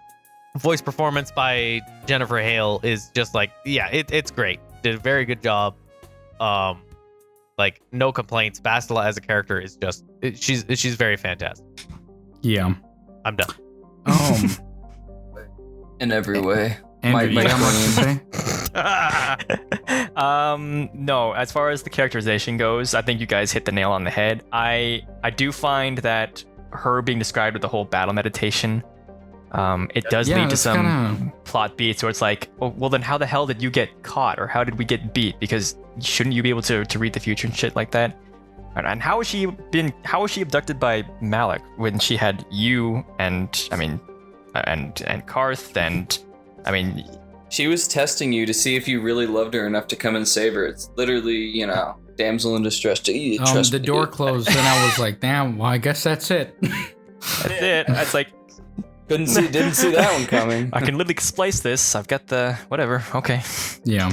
So there were a few things where they're a bit questionable plot beats for me, but the story has to move on at some point. Naturally. So, yeah. Naturally. What do I got written down? Another one of BioWare's greats, and probably one of their best romances. I'm gonna be real. I think the only other romance is probably better. I think is probably Morrigan in Dragon Age, in my opinion, and how it ties to the plot and the character and things like that. Most That's BioWare fair. romances, they're great. I'm not gonna lie, I love them. I got a waifu in every single damn game. Mostly Dexter Amino. If you get it, you get it. Yeah, boy. But Yeah, baby. I lost my mojo. Yeah, but Basilisk specifically is very her romance is tied directly with Revan in a way that is better written than most BioWare romances. Yeah. It's very organic. Absolutely. Good to enjoy. The way the two are kind of just intertwined is kind of legendary and really changes the narrative depending on whether you do light side, dark side. It's just sort of the difference again between temptation and redemption. And it's that sort of especially if you take it in the context of the romance, that it's especially when she failed and she turned to the dark side because Malak basically, whipped her ass enough it gave her the shock therapy. Are we allowed to say that these days? Yeah, the electroshock therapy. Yeah. It's basically one of those that if Revan can be redeemed, so can Bastila. It's if I can be redeemed, so can my love basically be redeemed from the dark side. And in that sense, it's really, really cool and interesting. And inversely, it's one of those where if you do the dark side Revan, it's where you give into that temptation. You give into that where it's just a very you're not his, you're mine. Sort of thing. And so Basil that way, Basil is awesome. Yeah. Pretty cool companion. Yeah, Jennifer Hale's great. She's great in everything pretty much. Yeah. Even though her British accent is basically the same in everything, where it's oh, she sounds like this, and then Ryo Chuchi in Clone Wars sounds exactly like Bastila, but whatever. You got a million other rules that you should be very proud of, so no complaints. Moving on, because much to my chagrin, I'm looking at it, it's 3 hours and 17 minutes. Yeah. So we knew. Yeah, we knew. If you know, you know. Tom tried to manifest it in shorter, and it's probably if I didn't write notes, it'd probably be way shorter. But we did also have a 45-minute. Yeah, that's true. Also true. So we'll say 2.5 hours. Moving on to you also invited me. Yeah, which is the point. But anyways, and you said yes, asshole. Traskolgo. Destroy the cardio. Yeah, Traskolgo. I'm Traskolgo from Alderaan. Shut up, bitch. I'm gonna die. We're in different shifts. You might not have seen me. Yo, that was so funny. Moving on. Malak. We're moving on to Darth Malak. And this pretty. Ooh. Okay. And unexpected. I'm gonna start this one up. My notes say, real talk, Malak is a bit dull of a villain and is only really interesting due to the relationship with Revan. Yeah. Surprisingly good head, though. You got that tongue action worked. No, Malak was. Yeah, it's definitely, you can tell that they probably came up with the Revan before they came up with Malak. Just because like Malak himself, it's like, well, what are his goals? Well, he's gonna take over the galaxy. Okay, what are his like goals beyond that? So you have in the expanded lore that Revan actually like had kind of a plan for beyond that, but with the way Malak is characterized, especially in the game, it just doesn't seem like he has anything else going on besides I'm the evil big McNasty. I need to crush the Jedi. I need to crush the Republic, and then what do you do from there? Get revenge on Revan. Yeah, like what is kind of the plan from that Wipe point? this pathetic planet from the face of the galaxy. It's entirely possible that it's just something that, like he was meant to be a villain, so they didn't really consider. But it also, it does make him kind of a weak villain in that there's no real end goal besides winning the war. Because at that point, what is he going to do after that? Like with... And that begs the question of why you had him so high up on your list, given what your because notes I forgot said. about him. I feel like That's all. That's why I wrote after I wrote everybody else. Well, I wrote all the companions first, and then I'm like, okay, I guess we should talk about Malak, but... that's actually like a perfect representation. Is you just forgot about him. Forget him. No. He doesn't really do anything. He has no plan. Like with Palpatine, for example, he had a plan where he was going to take over, but he was going to still rule. And then, of course, in Rebels and everything like that, you had the expanded, like, what it was like with living with Palpatine and everything. Whereas with like, Malak, it's such a limited scope of time that you see, where you're only seeing really the time period of the game. And because he's not the main character, the expanded universe doesn't really touch on him that much. So, in terms of being like a villain, he's a great villain. He's fantastic for wipe the pathetic planet from the face of the galaxy. And like stealing Bastila and everything. But it's like, what's going on here, man? What's the end goal? Yeah. What are you doing? And I think that kind of goes with the Sith as a whole, like in the original KOTOR. Especially, I think it's a kind of a limitation of the game and the times, because it's like if you look, it's like on Sith occupied planets and shit. Or maybe I'm thinking Darth Malak is most displeased. Yeah. The difference between the Sith and the Republic is just that the Sith are assholes when they rule over people. It's not even like they're doing anything more besides some additional like context that you get, but it's just like Republic doesn't say anything, but the Sith, if they're ruling over it, then they see an alien, they're like, ugly freak. Like, And we'll get into that. Like, that's the difference. So they don't really give a ton of depth. We'll get into that with one of our planets. Well, I was gonna say a little sidebar is with like with KOTOR 2, they did that a lot better with the villain. Yeah. Like with Kreia, it's my goal is the death of the Force, and then I can like go and be mean grandma and die. With Nihilus, it's just like I am gonna just kill everything. Yeah, hungry, baby. Hungry. I just want to eat everything. With what's his name? Sleeps with Vibroblades. Scion. The Scion is kind of like his whole thing is like kind of a vendetta against Kreia, and then otherwise he just like wants battle and war and everything like that, and that's all he wants to do ever. So like you don't really need an end goal because he just like wants to fight till the end of time. So I want to end the Force. I fucking hate you and want to kill you. Hey, Mean Grandma is great. I love Mean Grandma. Anyway, Mean Grandma is fantastic. Alrighty, back to Malak. No, Scion. Yeah, back to Malak. But so like with that they did better. With Malak they didn't do as well. Continue. I was just gonna say my notes continue.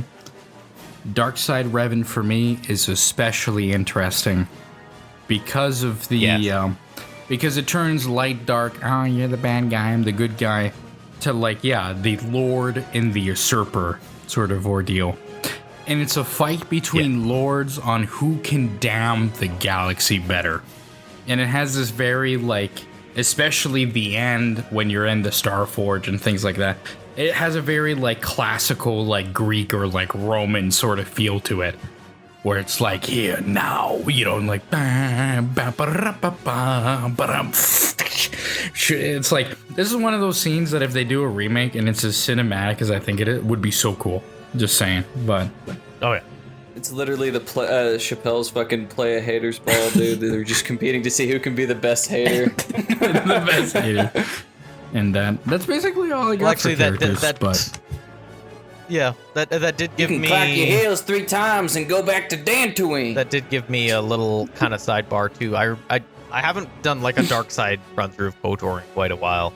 But I do remember that, yeah, like if you're light side, you are redeeming Malak by the end, and it causes him to kind of introspect to like, what would have happened if it was you who fired on me? Like, would I have been the one that the Jedi saved, and I would have come for you as like this paragon of light? And in the end, he kind of redeemed himself a little bit. That's true. Yeah. That's Whereas true. in the dark side, it's like, you're a fucking piece of shit.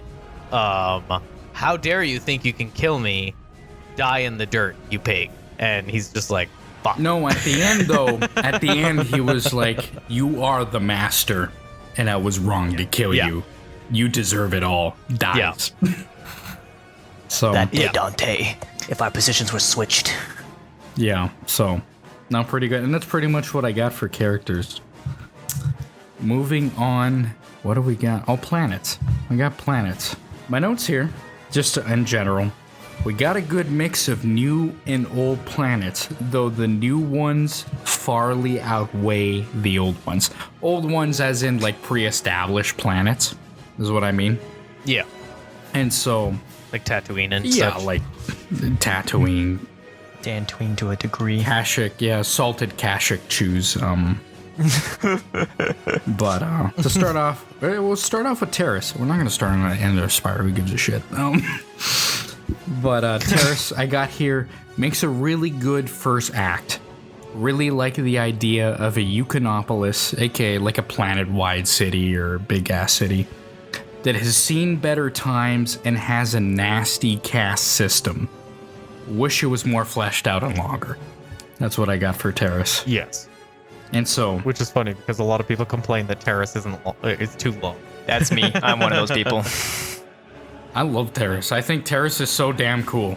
I think it's like, I like Terrace, but I think it's one of those areas in a game that I always really struggle. Like I sit there on a second or repeated playthrough, and I'm like, okay, can I get through this already? Yeah, I'll play devil's advocate here in that kind of everybody's right, where Terrace is interesting and fantastic, where it's like, yeah, you've got a citywide planet like Coruscant with like an Indian style caste system and differing levels and everything like that, and there's no mobility between these systems and everything. That's super interesting, and a lot of the lore surrounding Terrace is super cool, but they didn't flesh it out enough, and so Terrace does tend to drag, especially on repeated playthroughs. The first playthrough, you're like, man, this is fucking cool. I'm gonna go assault the Sith base, I'm gonna go down to the lower city, I'm gonna go down to the other city, I'm gonna go to the sewers.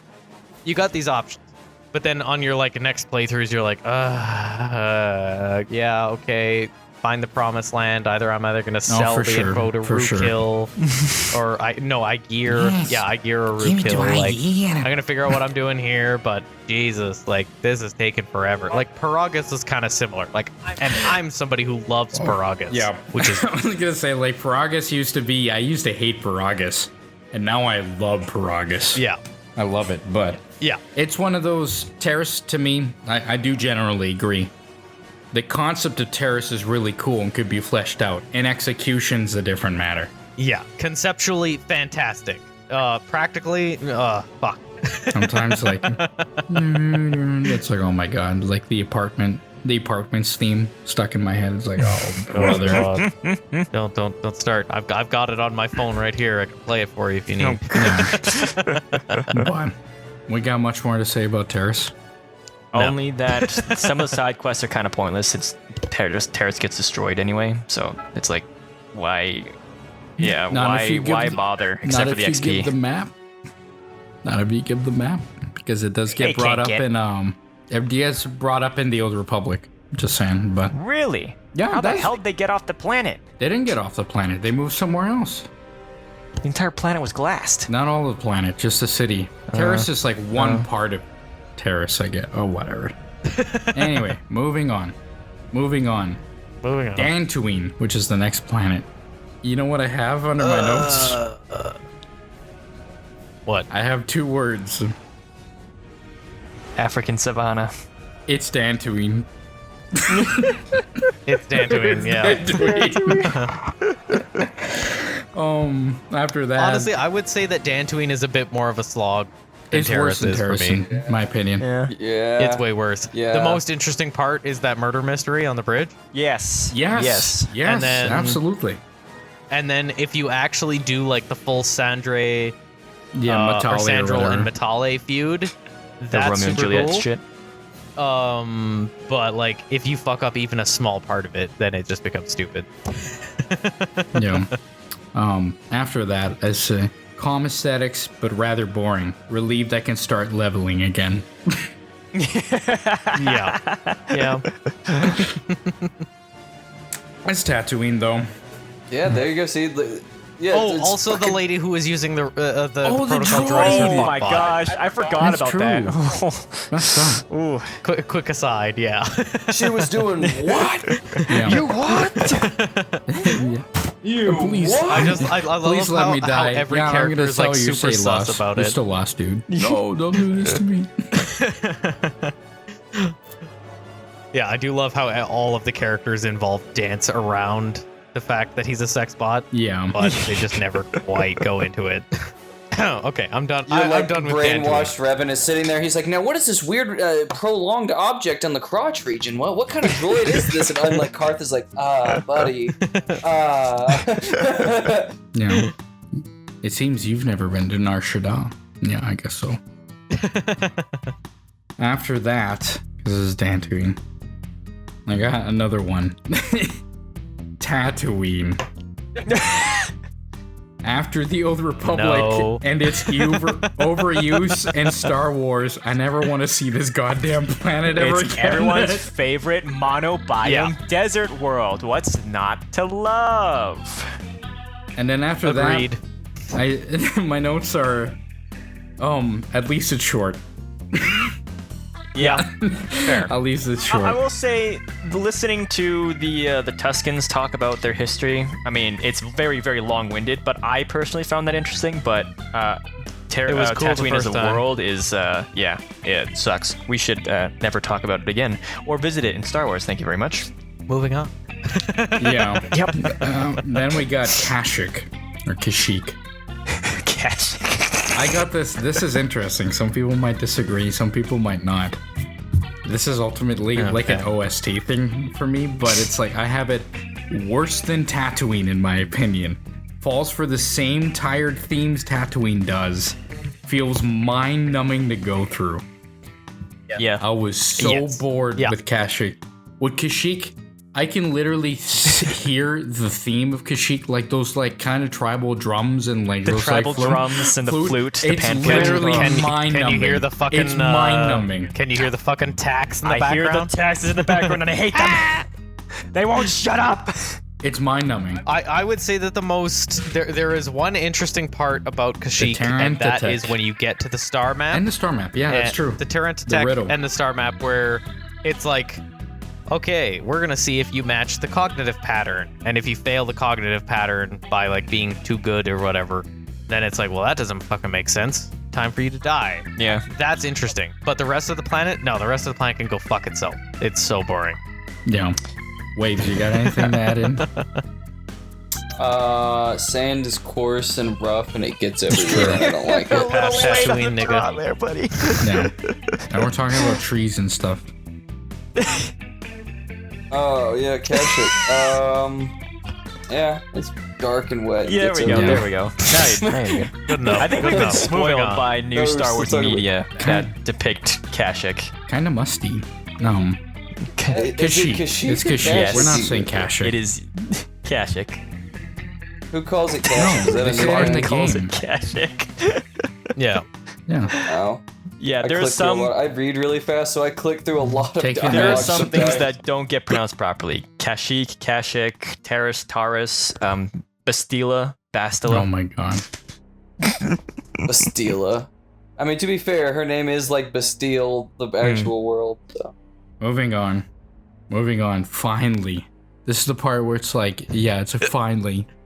Manon. This is Yes, this one we got a lot to say. My nan, what you talking about my nan for? One man? sentence is all why I got other notes, but one sentence. Best planet in the whole damn game. No. Yeah. What? Yes. No. You're wrong. No. You can't No. disagree with me. Yeah, I can. Wiggz, we There's need- way too much fucking backtracking. I hate it. Yeah, the backtracking is pretty annoying. I'm gonna Sounds like somebody didn't invest in force speed. That's true. Even though it doesn't change anything. It doesn't I change didn't want to anything. play a Jedi. I wanted to play a scoundrel. So of course I didn't invest in force speed. I didn't really understand Force stuff until like my 4th or 5th playthrough, Rookie. so I never used Force speed. It doesn't Just- do anything. No, Manana's great. Manana's great. It has some of the best plots, not only side plots, but also like for main plots, but going down to Hacker Station. Yeah. The Cellcath are super cool. I love them. I was so happy to see them show up in Clone Wars. The murder mystery with Jolie's side story is Absolutely. also fantastic. Mhm. Seeing the interactions between the Sith and Mhm. Republic soldiers Mhm. and whatnot, where it's like, yeah, once again, the Sith are kind of cartoonishly evil and the Republic are just kind of there. Yeah. Just like fantastic all around. Also, just cozy as hell. Oh my god. I The soundtrack for that one stuck in my the head. Auto City theme just on repeat on my phone right now. That's all I've got playing. It's just Auto City. Yeah. That's it. It's so cozy. I got written in here. Most interesting plot going on with the Sith and Republic in the whole game. Largely lacking characters in other planets, the Sith and the Republic are actual factions vying for control of the planet in KOTOR that is missing everywhere else. What I got up here. After that, lots of legalese quests that are fun to play around with. Just true. The 2 times you go to court are straight up probably like the 2 times in the game where how you do the dialogue tree actually matters. How you like, Yes. it's like if you poison 2 times. if you poison the big thing, the stupid fish, whatever, Oh, that thing. the right. primogenitor, if you poison it, you can literally lie and then get out of your lie, and then at the end of it go, but if you kill me and you exile me, I'll let everybody know what happened. And that's such a cool damn thing to go where, like, you know, this planet and its species hate you, but they have to go along with your lie. It's great. And then, of course, as a survival horror guy, even though it's not horror at all, I love plus an awesome underwater spooky section. It's got everything I want. It's got everything I want in the game. I love like water planets and most things. I love the water temple and most that's things. you. Like, yeah, fishy. That you? No, Fishy, can't get me. awesome. I love that. Come out, we'll protect you. No. The Cellcath will eat everybody. Yeah, oh my god. I used to be kind of scared of the sharks, and then I know it's like, oh, they're literally as retarded as sharks are in real life. So I'm not scared of them anymore. Unironically. You know, but that's what I gotta say. Manon is honestly my favorite planet in the game. It's like I could listen to the soundtrack on a repeat, lay down there. There's a lot of cool stuff going on with like the different mercenaries in that, where you actually, because you hear like, oh, there's Ikani blades, Ikani dueling shields, all this stuff, and then you meet somebody from the Ikani where it's like, oh, you're like Mandalorians but kind of nicer. And then you meet Mandalorians, and it's just like, oh yeah, we're Mandalorians. And then you meet the one like Iridorian or whatever. That's like the only time you Iridonian, yeah. It's the only time you see him. You never see him in any other Star Wars thing ever again. It's like, holy shit, dude, you're a friggin' psychopath. And everybody's like, yeah, that guy's a psychopath. I also like I like how the Sith are trying to subvert the Cellcath youth. I think it's really cool. And trying, it's like, oh, okay. Yeah, that whole plot. Yeah, because it's like, oh, they're comically evil. And it's like, yeah, and they're also like, yeah, we're trying to subvert the youth. While at the same time, the planet is pretty secretly like working with the Republic. Which is like, that's why it's interesting. Because it's like, this entire Republic Sith War thing, it's just never really brought up anywhere, except for the very beginning and the very end. And then this one planet, it's like, oh, this is where the whole story basically is that you deal with in the game. that has to do with the Republic and right, the Sith. the galaxy's at war. Forgot about that. Apparently not. I was having too much fun. Except on Manon, where they can't fight each other. Yeah. Which is really neat. But I don't know, boys. What else? What refutations do you have? Look, you're not wrong. There's a lot of interesting like quests and story beats and you know what it means, politicking right? shit. What? If I'm not wrong, it means I'm right. So be quiet, and we're moving on to Corbin. You didn't let me finish. You didn't let me finish. Yes, it You didn't does. let me Moving finish. on. Moving on. No, there are 5. This planet is split between 6 little subsections that are fucking annoying to have to traverse to because they're all on opposite ends of each other. And in the underwater section, as cool as the underwater base is, it's broken up by those segments where you have to wear the enviro suit underwater and slowly crawl through to the next room. It is so fucking tedious. No, get that shit out of here. What, you don't like to hear like dun dun dun dun dun dun. No, I hate that. I hate that so much. It's so fucking annoying. God damn. Skill issue. Moving on. Wade, you got anything to say about Manon? No. I think you guys covered everything sufficiently. I don't have anything to add. Moving on to to Korriban or Korriban. Now that Or is the best Moraban. planet. Second best planet. I like Second Corbin, best yeah. planet. Yeah. I think it's the best. I like Corbin. I'm doing It's not as good as Manon, but it's still good. I'm trying to do like a face to make you cry on the camera, but it's not on, so. You can't scare me. Yeah. Make your baby cry challenge, any like- percent. That's one of my favorite videos you've sent me, dude. I love that video. But I got written down here, tied between Terrace for second favorite planet. Due to the Sith shish, Yeah. finally get to understand the enemy, so to speak, and there are some intriguing story elements. Brackets, Karth's son. But this is the time. This is the time where the Sith actually, like as a faction, get to be brought out. What is their philosophy? Yeah. What do they believe in? Why do people join this faction? Why? Because it's like the whole frame of this war is really weird, because it's not like, oh, this part of the galaxy is this and this part of the galaxy is that. It's like the Republic is losing because people are joining the Sith. And then we end up figuring out the Starforge stuff and like that. Mm-hmm. But it basically comes down to, this one planet where we really get to figure out, why are people joining the Sith? And it's because they provide a thing that the Jedi can't, which is true freedom, in a sense. Benefits. Yeah. Yeah.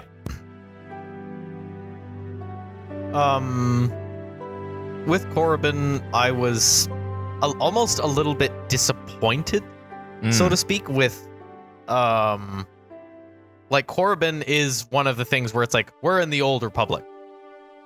Korriban has been fucked since like thousands of years before that. And like I feel like I would be more interested, to be fair, I like Korriban more in KOTOR 1 as opposed to KOTOR 2. Where you can go into the tombs in the Valley of the Sith Lords.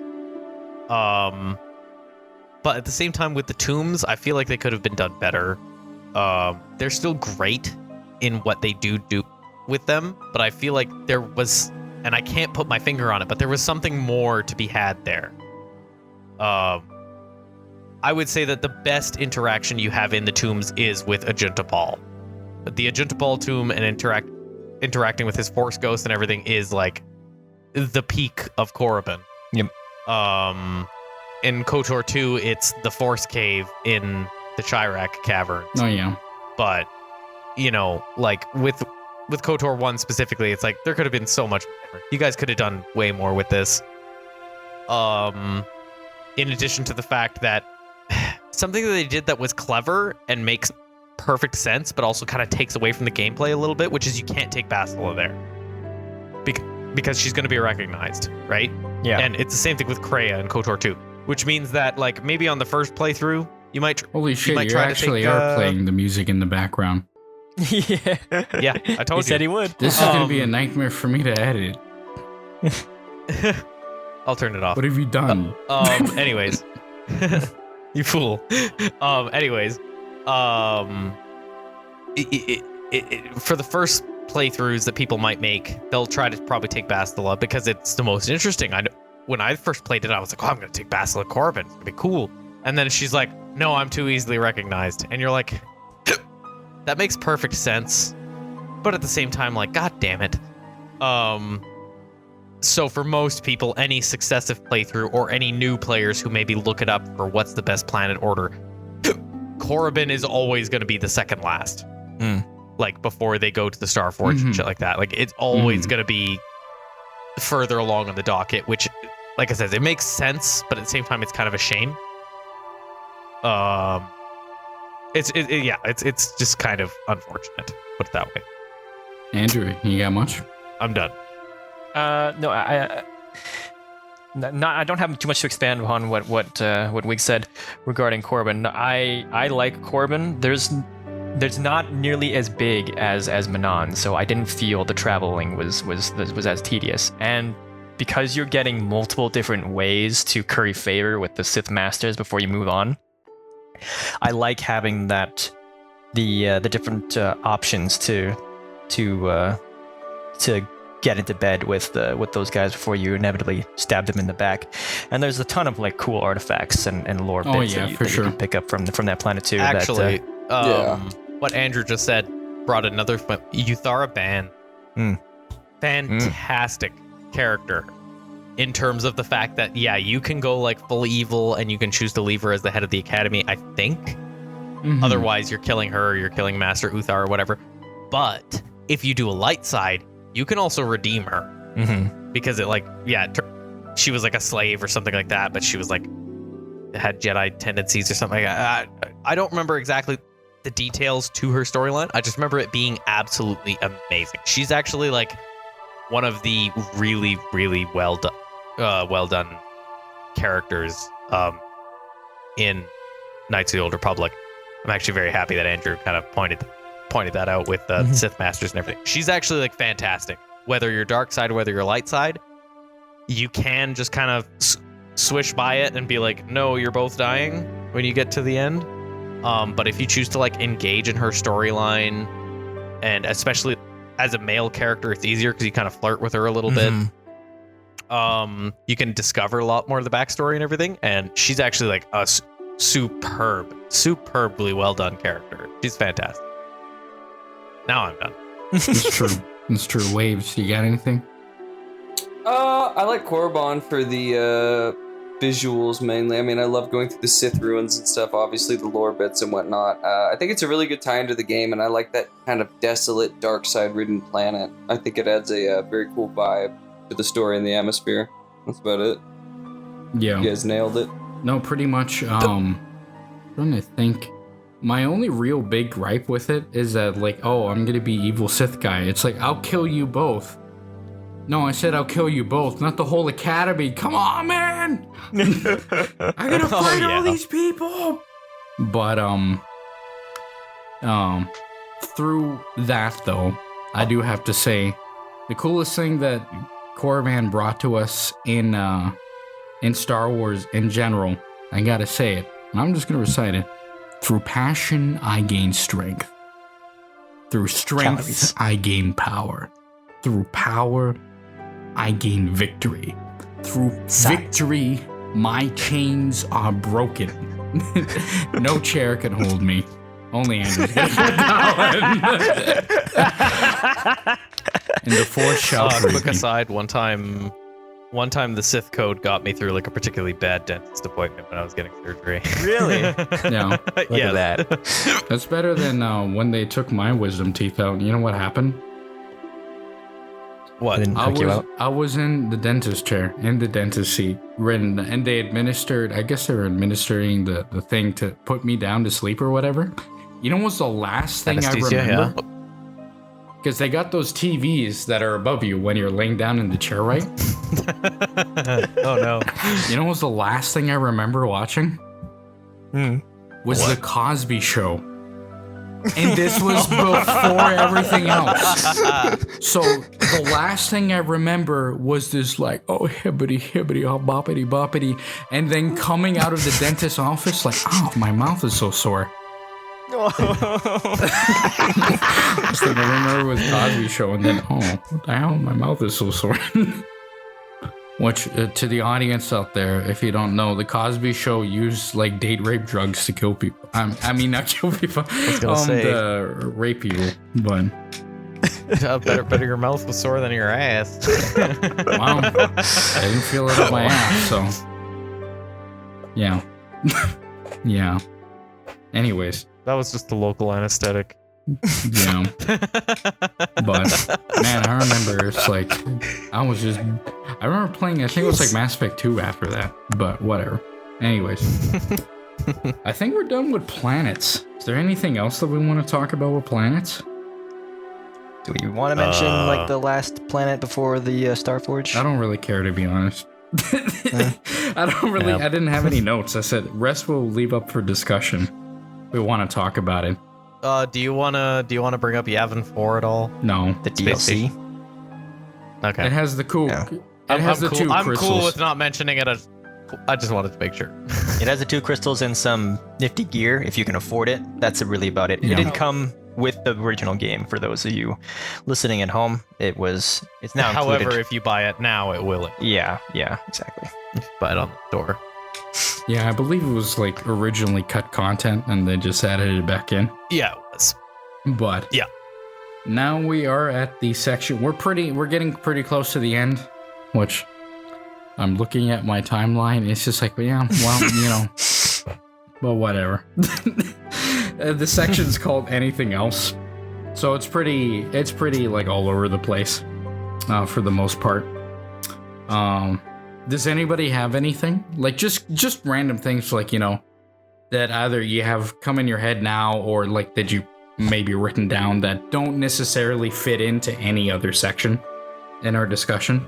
The Starforge sucked ass. It does. Man, that level sucks. It does. It really does suck. It's like, it's constantly making droids. It's constantly making droids. I'm like, yeah, could you not put that into gameplay? Could you make some big battle where you see them like constantly sending droids instead of just literally sending me like a legion of droids and men fight, please? Yeah. I also crashed a couple times when I played it on PC. Just wild. Yeah, it still crashes to this day. Sometimes the pathfinding isn't great for your companions, especially. You'll try to leave a location and find that they're halfway across the map. Well, you'll like sit there and try to go to a next area, and like nothing's happening. You're like, what? And you click on one of your companions that you notice is not there. Yeah, and they're fighting like one guy across the map. Then your characters that were at the gate start running back over across it. You're like, no. Wait for your companion. Quick aside for any players getting into this, when you're in one of your first confrontations with Malak and you're in the room with all the robots, and it tries to make you like solve computer problems. If you have a high enough security skill, just let the door. You can just get through the door. You just hack the door, and then you can just get out of that. Yeah. Because that's like such a tedious fucking ball break. I thought that was hilarious how you could just pick lock that, like just skip that entire fight. I thought that was great. Yeah. Otherwise, for like any other quests, I think we covered most of them in my various rants throughout this recording. Oh yeah. So I don't have any ancillary comments to add at the time. Waves, you got anything? I love Bass, so let that be on the record. Oh my goodness. Pretty sure it's on the record a few times. That's right. And a few times. Yeah, well, I need to make sure it's there for Andrew, my sake. you got anything? What's your guys' opinion on Pazik or swoop bikes or that the part of the game that I forgot about. Swoop bikes are basic but fun. Besides initial introductions, nothing. Yeah, I never played them after. Well, I never played Pazik because I couldn't care. I like Pazik better than fucking Caravan from Fallout. I'll say that. Really? I like Caravan. No, actually, now that I'm thinking about it, I understand fucking Caravan now, and I actually kind of like Caravan. I unironically kind of want to play it in real life. Pazik, I don't know. It's just I hate Caravan. Really? No, actually, I love Caravan. Anyway. Well, it's like maybe I'm Revan. I'm that charismatic. Oh boy. I hope if they remake the game, they take out the ship turret segments when you sometimes leave planets. Oh my god, man. That was or at least a tedious slog. you don't have to like watch as the game closes, then reopens with an AMV, then like closes, then reopens. Yeah. Oh, on PC, yeah, it's Fair. really bad for that. Where I think it's like, damn, the game crashed, and it's like, no, it's playing. And there's a very good chance that it does crash during those scenes. That when it has to load the cutscenes, like because it closes the game, then opens like the FMV file. Yeah, and it's fucking playing. closes it. It's playing like a 144p FMV, where the Yeah, it's sound's like- like still really messed up too. It always makes me laugh, especially when the music swells. It's just so compressed and bad. Yeah. But anyways, speaking of music, I got on here. I like the OST, even though it's not a good thing to listen to. It's far too short. Basically, what I mean by that is that like the soundtrack's good. Every track is literally like a minute and a half. So unless you're listening to like 3-hour extended sessions of it, then it doesn't really work out. Standouts are the KOTOR theme, so that's the one that like plays when you start up the game, like the dun dun dun dun dun dun dun dun dun. Yeah, that one is good. That one's great. After that, I got the Sith theme because it's awesome. Yeah. Just the like dun dun dun dun dun dun dun dun dun dun dun dun. Oh, the combat theme? Dun dun dun dun dun. I got kind of tired of that by the end, but that might be because it just kept on constantly playing on the Star Forge. Yeah, and I because just wanted it to it's a end. minute and a half. Yeah. Because it's a minute and a half and it loops. Manon, of course. Manon is just chill and awesome. And then they're basically two tied together, but I love them anyways. The Malak theme, followed by like the final boss theme, which is just the Malak theme, but like a more Grandiose. It's like it's a nice like grandiose. kind of not subversive, but it's like a very different version of like the Imperial March. It's that same sort of like not staccato, but like the like dun dun dun dun dun dun dun dun dun dun. But then the final boss theme of it is so awesome. It's like damn, this is what those like Greek people were thinking when they made their stupid ass plays. This is what I'm thinking. It's like way more acceptable. After that, I got a lot of the aesthetic things rub me the wrong way. Could be more ancient. Yes. Just finally, I get to talk about the problem I have with the Old Republic is that it's not old enough. The Old Republic looks like what we would think now within canon as the High Republic. Yeah. It's like, okay, a couple centuries before. It should be, much, much more ancient. And so, like in the Tales of the Jedi comics, like back then when they're talking about like the Great Hyperspace War and that in those comics, they kind of get it. But The Korean Finno Hyper War? yeah, you weren't supposed to say that. Oh, Now we're sorry. in trouble. Oh, shit. Now they're coming after us. Damn it. But yeah, that's basically, and then I'll get into that a little bit more, what I would want. But, and then the final thing I have is really short. I downloaded like, I didn't download mods that really changed the game, but I downloaded mods that made the game like prettier and shit. You downloaded the Bastila Bikini mod. Ladies and gentlemen, you've heard it here first. Let the record show. My boy. Yeah, that's exactly what I downloaded. Anyways, I downloaded like, this one that like, it changes the, how the characters look. And so like, and not how the characters look, but they like updated them, but the actual like the face that is like in the corner for the game, like the little profile image in that is so damn funny. Like Revan, they change him to look more like Revan, like he does in the Old Republic and stuff like that. Sure. And it says like he literally looks like Ilka Vili. Ilka Vili being the guy who plays like Alan Wake in the live action segment and also writes Alan Wake. So I'm gonna put it in Mongolian Thunderdome, just our Discord or whatever. So it's like this is Revan. It literally looks like Ilka Vili. Bro, actually. Yeah. And then Kind of does.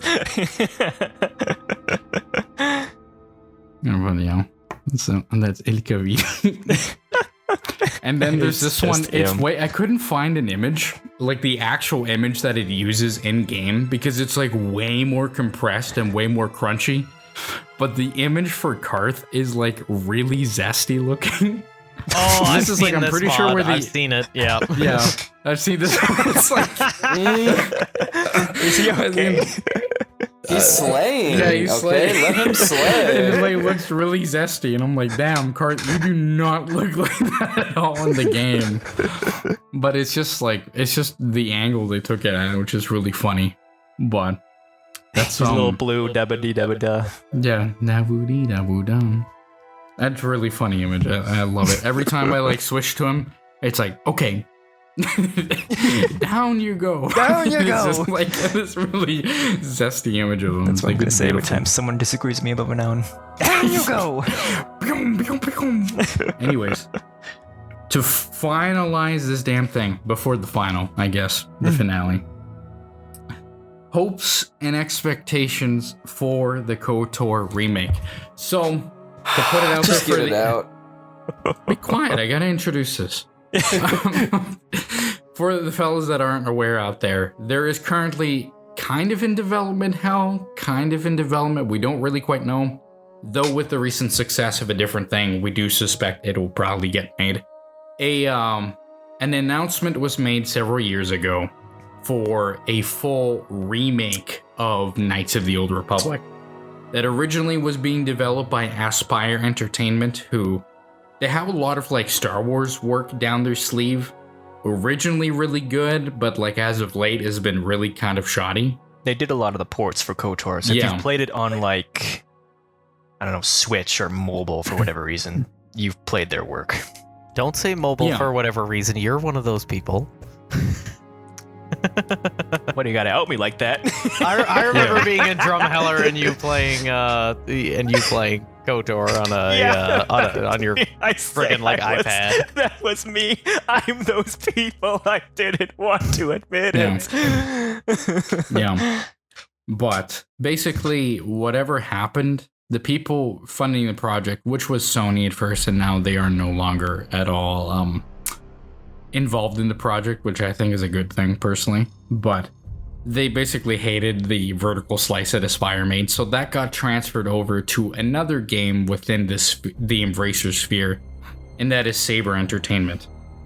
And so now they are supposedly working on it, but they've been very hush-hush. We haven't seen anything of this game. It got announced a while ago, and we still haven't seen anything. So it's probably still in pre-production, or it's being developed. We don't know. But, so, with that, what do we got? Like, do we have any hopes or expectations for the KOTOR remake, if it ever does get made? I think they're going to change the combat system, which is fine. Absolutely. But I will. don't want that to be a slippery slope for them to be like, well, we changed the combat and you guys didn't care, so we changed a bunch of other stuff. Like, why are you going to care? We already changed a big thing of the original game. It's like, yeah, it's like, you need to take liberties and stuff, especially modernizing it, because good God, I can only imagine the reception it would get if you dropped that D20 system on a bunch of, like, little Zoomers, TikTok Zoomers now. Yeah. But so I hope they do, retain a lot of the originals and stuff. I don't want to sit here and sound like, I don't know, an idiot or anything, but it's like, just don't make unnecessary changes. Yeah. If you're gonna make changes and you can justify them, then I'm sure I'll be fine, because it's not like the original's unplayable. I have both the Xbox copy and I own it on PC, so I'll be fine. Yeah. Andrew, any expectations or hopes? Oh boy. I mean, I don't think you can keep to the standard CRPG formula. Like, 'cause that'll be such a radical change to go from like an over-the-shoulder third person into, I don't know, what is essentially turn-based combat with the CRPGs of today. So it'll probably have to be like an action RPG sort of thing, and that probably makes the most sense for a Star Wars game in general. People want to have more control over their saber combat, right? So I think that's gonna be an inevitability. As far as what I hope for it, if they just expand more on Malak to make him a bit more of a compelling character, great villain aside, there's still just not a whole lot to as Wiggz said, a whole lot going over him. I think that would be decent. Or if they have just kind of like a like an epilogue that shows where some of the characters go. Mm-hmm. Like for Candace, most modern especially. RPGs have Like nowadays. yeah. But that way we'd have more satisfying kind of conclusions to a lot of these characters. It's funny what you say about Malak, because like what I got written down here is like narrative-wise, I wouldn't change much apart from fleshing out Malak. Maybe having the game take place over a longer period of time. So, what I was thinking about here, and this is, I'll get into like gameplay and stuff like that after, but what I had like in my mind is that like I think the terrace section, and this kind of goes into what I think the Old Republic should be. The terrace section, I feel like it should be played over a longer period of time. Like maybe over the course of several months or something like that, instead of like literally a day or two. Yeah. And having the whole game basically be like that, where you're with these characters over a longer period of time. It fleshes them out, how they talk to you, how they do these things. It like, it changes because you're with these characters a lot. And same with Malak, like really fleshing him out as a villain and having him interact with the greater Republic would be really neat. But Wiggz, you got anything? Well, kind of to expound upon your terrace thing, actually, now that you say that, that could be a very interesting. There is opportunity for extra like plot points. So for terrace specifically, just because it popped in my head, it would be interesting whether you're a male Revan or a female Revan, whichever you choose to play as, there is the opportunity on terrace where how you get the Sith uniforms is you go to like the Sith party, because you're hitting on that one Sith person.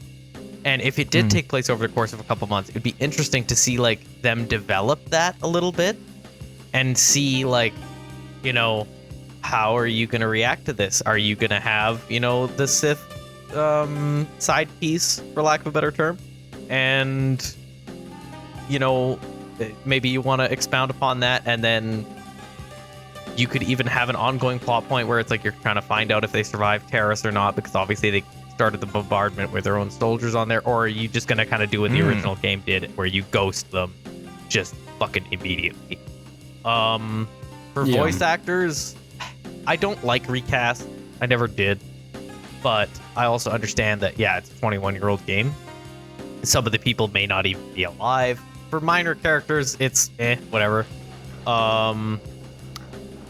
I would like to see them try to keep it as close as possible. Although, like Futurama with the Hulu series or, Disney Plus series, whatever you want to call it. This new season that we're seeing after Futurama technically ended 10 years ago, you can hear it in the voices because it's been quite a while. And like Billy West is getting fucking old. You can hear it in his voice, especially when that first like continuation series came out. Take The Simpsons. Marge Simpson sounds, bless her heart, but her voice actress sounds terrible. She doesn't sound very good because she's been doing the Marge voice for 30 plus years. So I would like to see them try to keep it as original as possible with the voice acting. But I also realize that may not be possible. But still, like, if they had to say for some reason they wanted to really expand, Jolie's voice acting, and say the Jolie voice actor is dead. I don't know if he is or not. I would like to still see them. I think he's still around. He probably. I think he's still around. But I like in such a circumstance, I would like to see them get somebody as close as possible to the original, because I've seen where they go the other way and they go in like a completely different direction, and it just throws you off.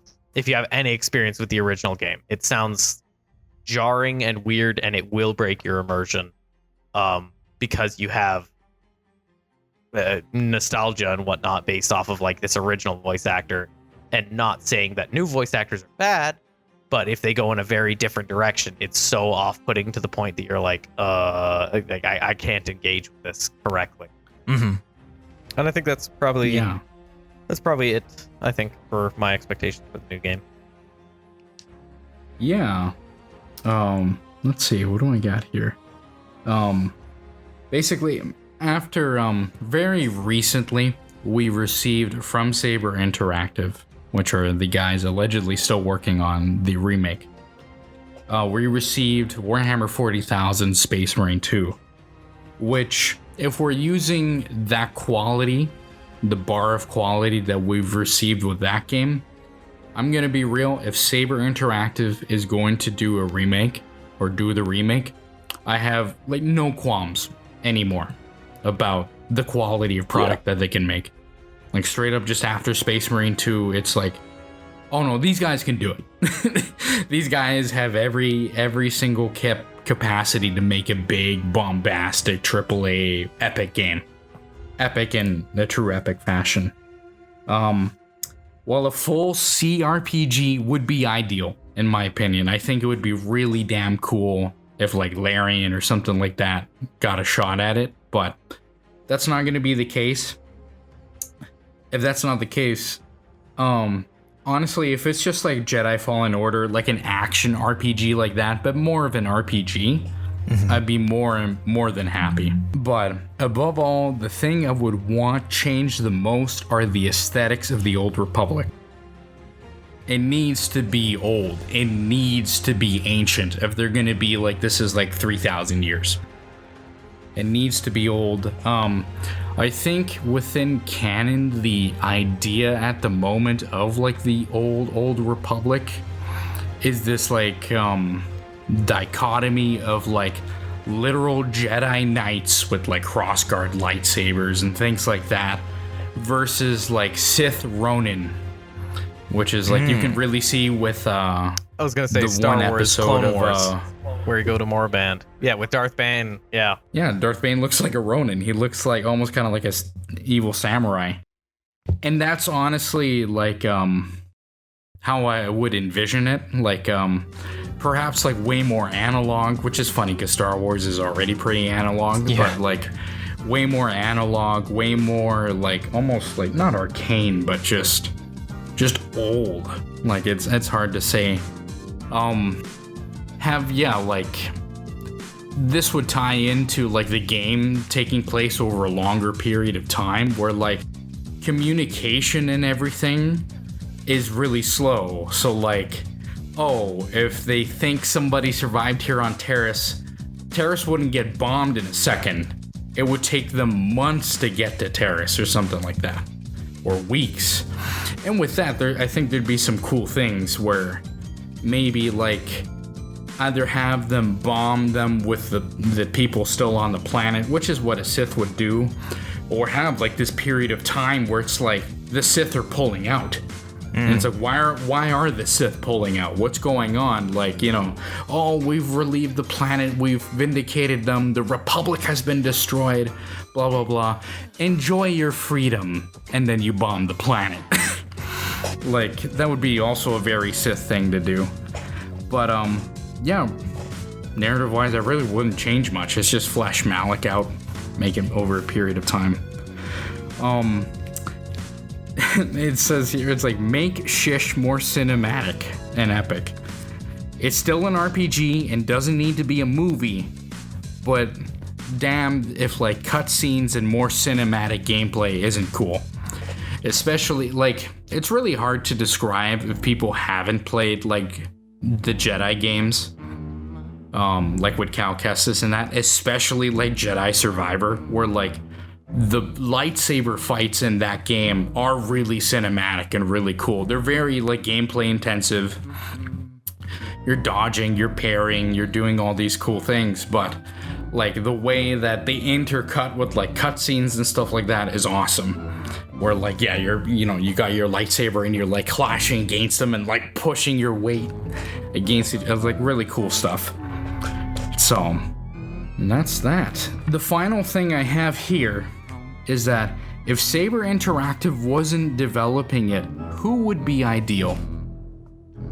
And so, do you guys have anybody else that you would choose for to make a Knights of the Old Republic remake?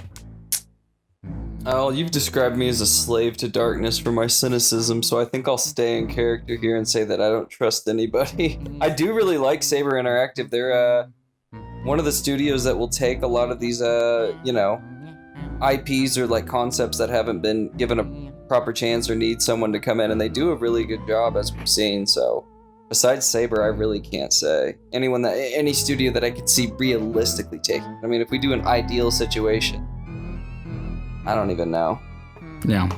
Andrew? Oh boy, that's a tough one. Yeah, if we were going more into the CRPG route, then someone like Larian or Owlcat would probably be the best way to go. Naturally. Yeah, but if we're going with the action, which is probably what they're going to be taking, and Saber wasn't at the helm for whatever reason, then probably the company that did the Jedi, Survivor, and Fallen Order titles, like you mentioned. Respawn, like you mentioned earlier. Or if we were really hurting for funding for whatever reason, I don't know, maybe the company that did what's that called, Greedfall? I don't know, maybe them. But even then, that's more a desperate move at that point if you're giving it to them. All right, Wiggz, you got anything? No, I wouldn't say I know enough about most game developers. Like with what Respawn did with the Jedi, Fallen Order, and Survivor and whatnot. I've never played Survivor, but Fallen Order, they could probably do a decent job. I will also make note of the fact that I only have 20 minutes left where I have to go. But no, I don't really have any. Oh, we're almost done. Yeah, we're almost done. But I don't really have any comments as to who I would like to see make it. Alrighty. Basically, if it was full CRPG, yeah, it would be like a Larian or Owlcat. Where, yeah, I think they would do an incredible job if it was just a full CRPG, and I think you could do a lot of depth with it. But if it wasn't them, and it really depends on how a certain game at the end of this month comes out and how it ends up doing. But honestly, if it wasn't Saber, it would honestly, for me, it would be BioWare still. It would still be BioWare. I was like thinking about it, what are the people, and it's like, just give it to BioWare. Let's see what BioWare can do with it. Yeah, give it back. Let's see. I'm gonna see what Veilguard. Like if Veilguard succeeds, then it's absolutely BioWare could do it again. Yeah, that makes sense. But we'll see. We'll see what. By the time this video comes out, we should know. But for us here recording now, we still don't know. We're still about like a half month away from that release. But anyways, ladies and gentlemen, we finally made it to the end of our discussion. That was Star Wars Knights of the Old Republic. And man, what a great discussion and great time was had by all. I'm glad for everybody coming in here. Wiggz, thanks for joining us for one of these. I hope you really enjoyed yourself. Oh, I did. In this discussion. Okay. Well, then with that, 4 hours and 33 minutes and 20 seconds into this bullshit, we finally reached the end, ladies and gentlemen. For everybody that has been listening and you've reached this part, thank you so much. I really do appreciate it. I hope you really enjoyed our discussion of, honestly, as we've probably said before, one of our favorite games of all goddamn time. And so, was somebody saying my name? Somebody whispering my name? You're good. Okay. I'm just adding little. I've been doing this the whole time. I'm just adding little tidbits for you to find when you clean up the audio. I'm going insane. It's 3 a.m. Fellas, do you have any parting words? Be safe and take care, everybody. Wiggz, you got any parting words? It was really great to have you on. I really did enjoy it. I'm glad you were here. Yeah, fuck yeah, it's been a slice. I'm looking forward to the next one. Absolutely. Andrew, you got anything to say? No, Wiggz, it was fun chatting with you again. And otherwise, everyone else, tune into the rest of the Tom the Chosen One catalog. Thank you. Whenever that gets released, because at this point I'm very busy and very preoccupied. So, AKA very lazy and very lazy. True, very true. But with that, it was great to have everybody on. I love my 1,000 Suns in every way.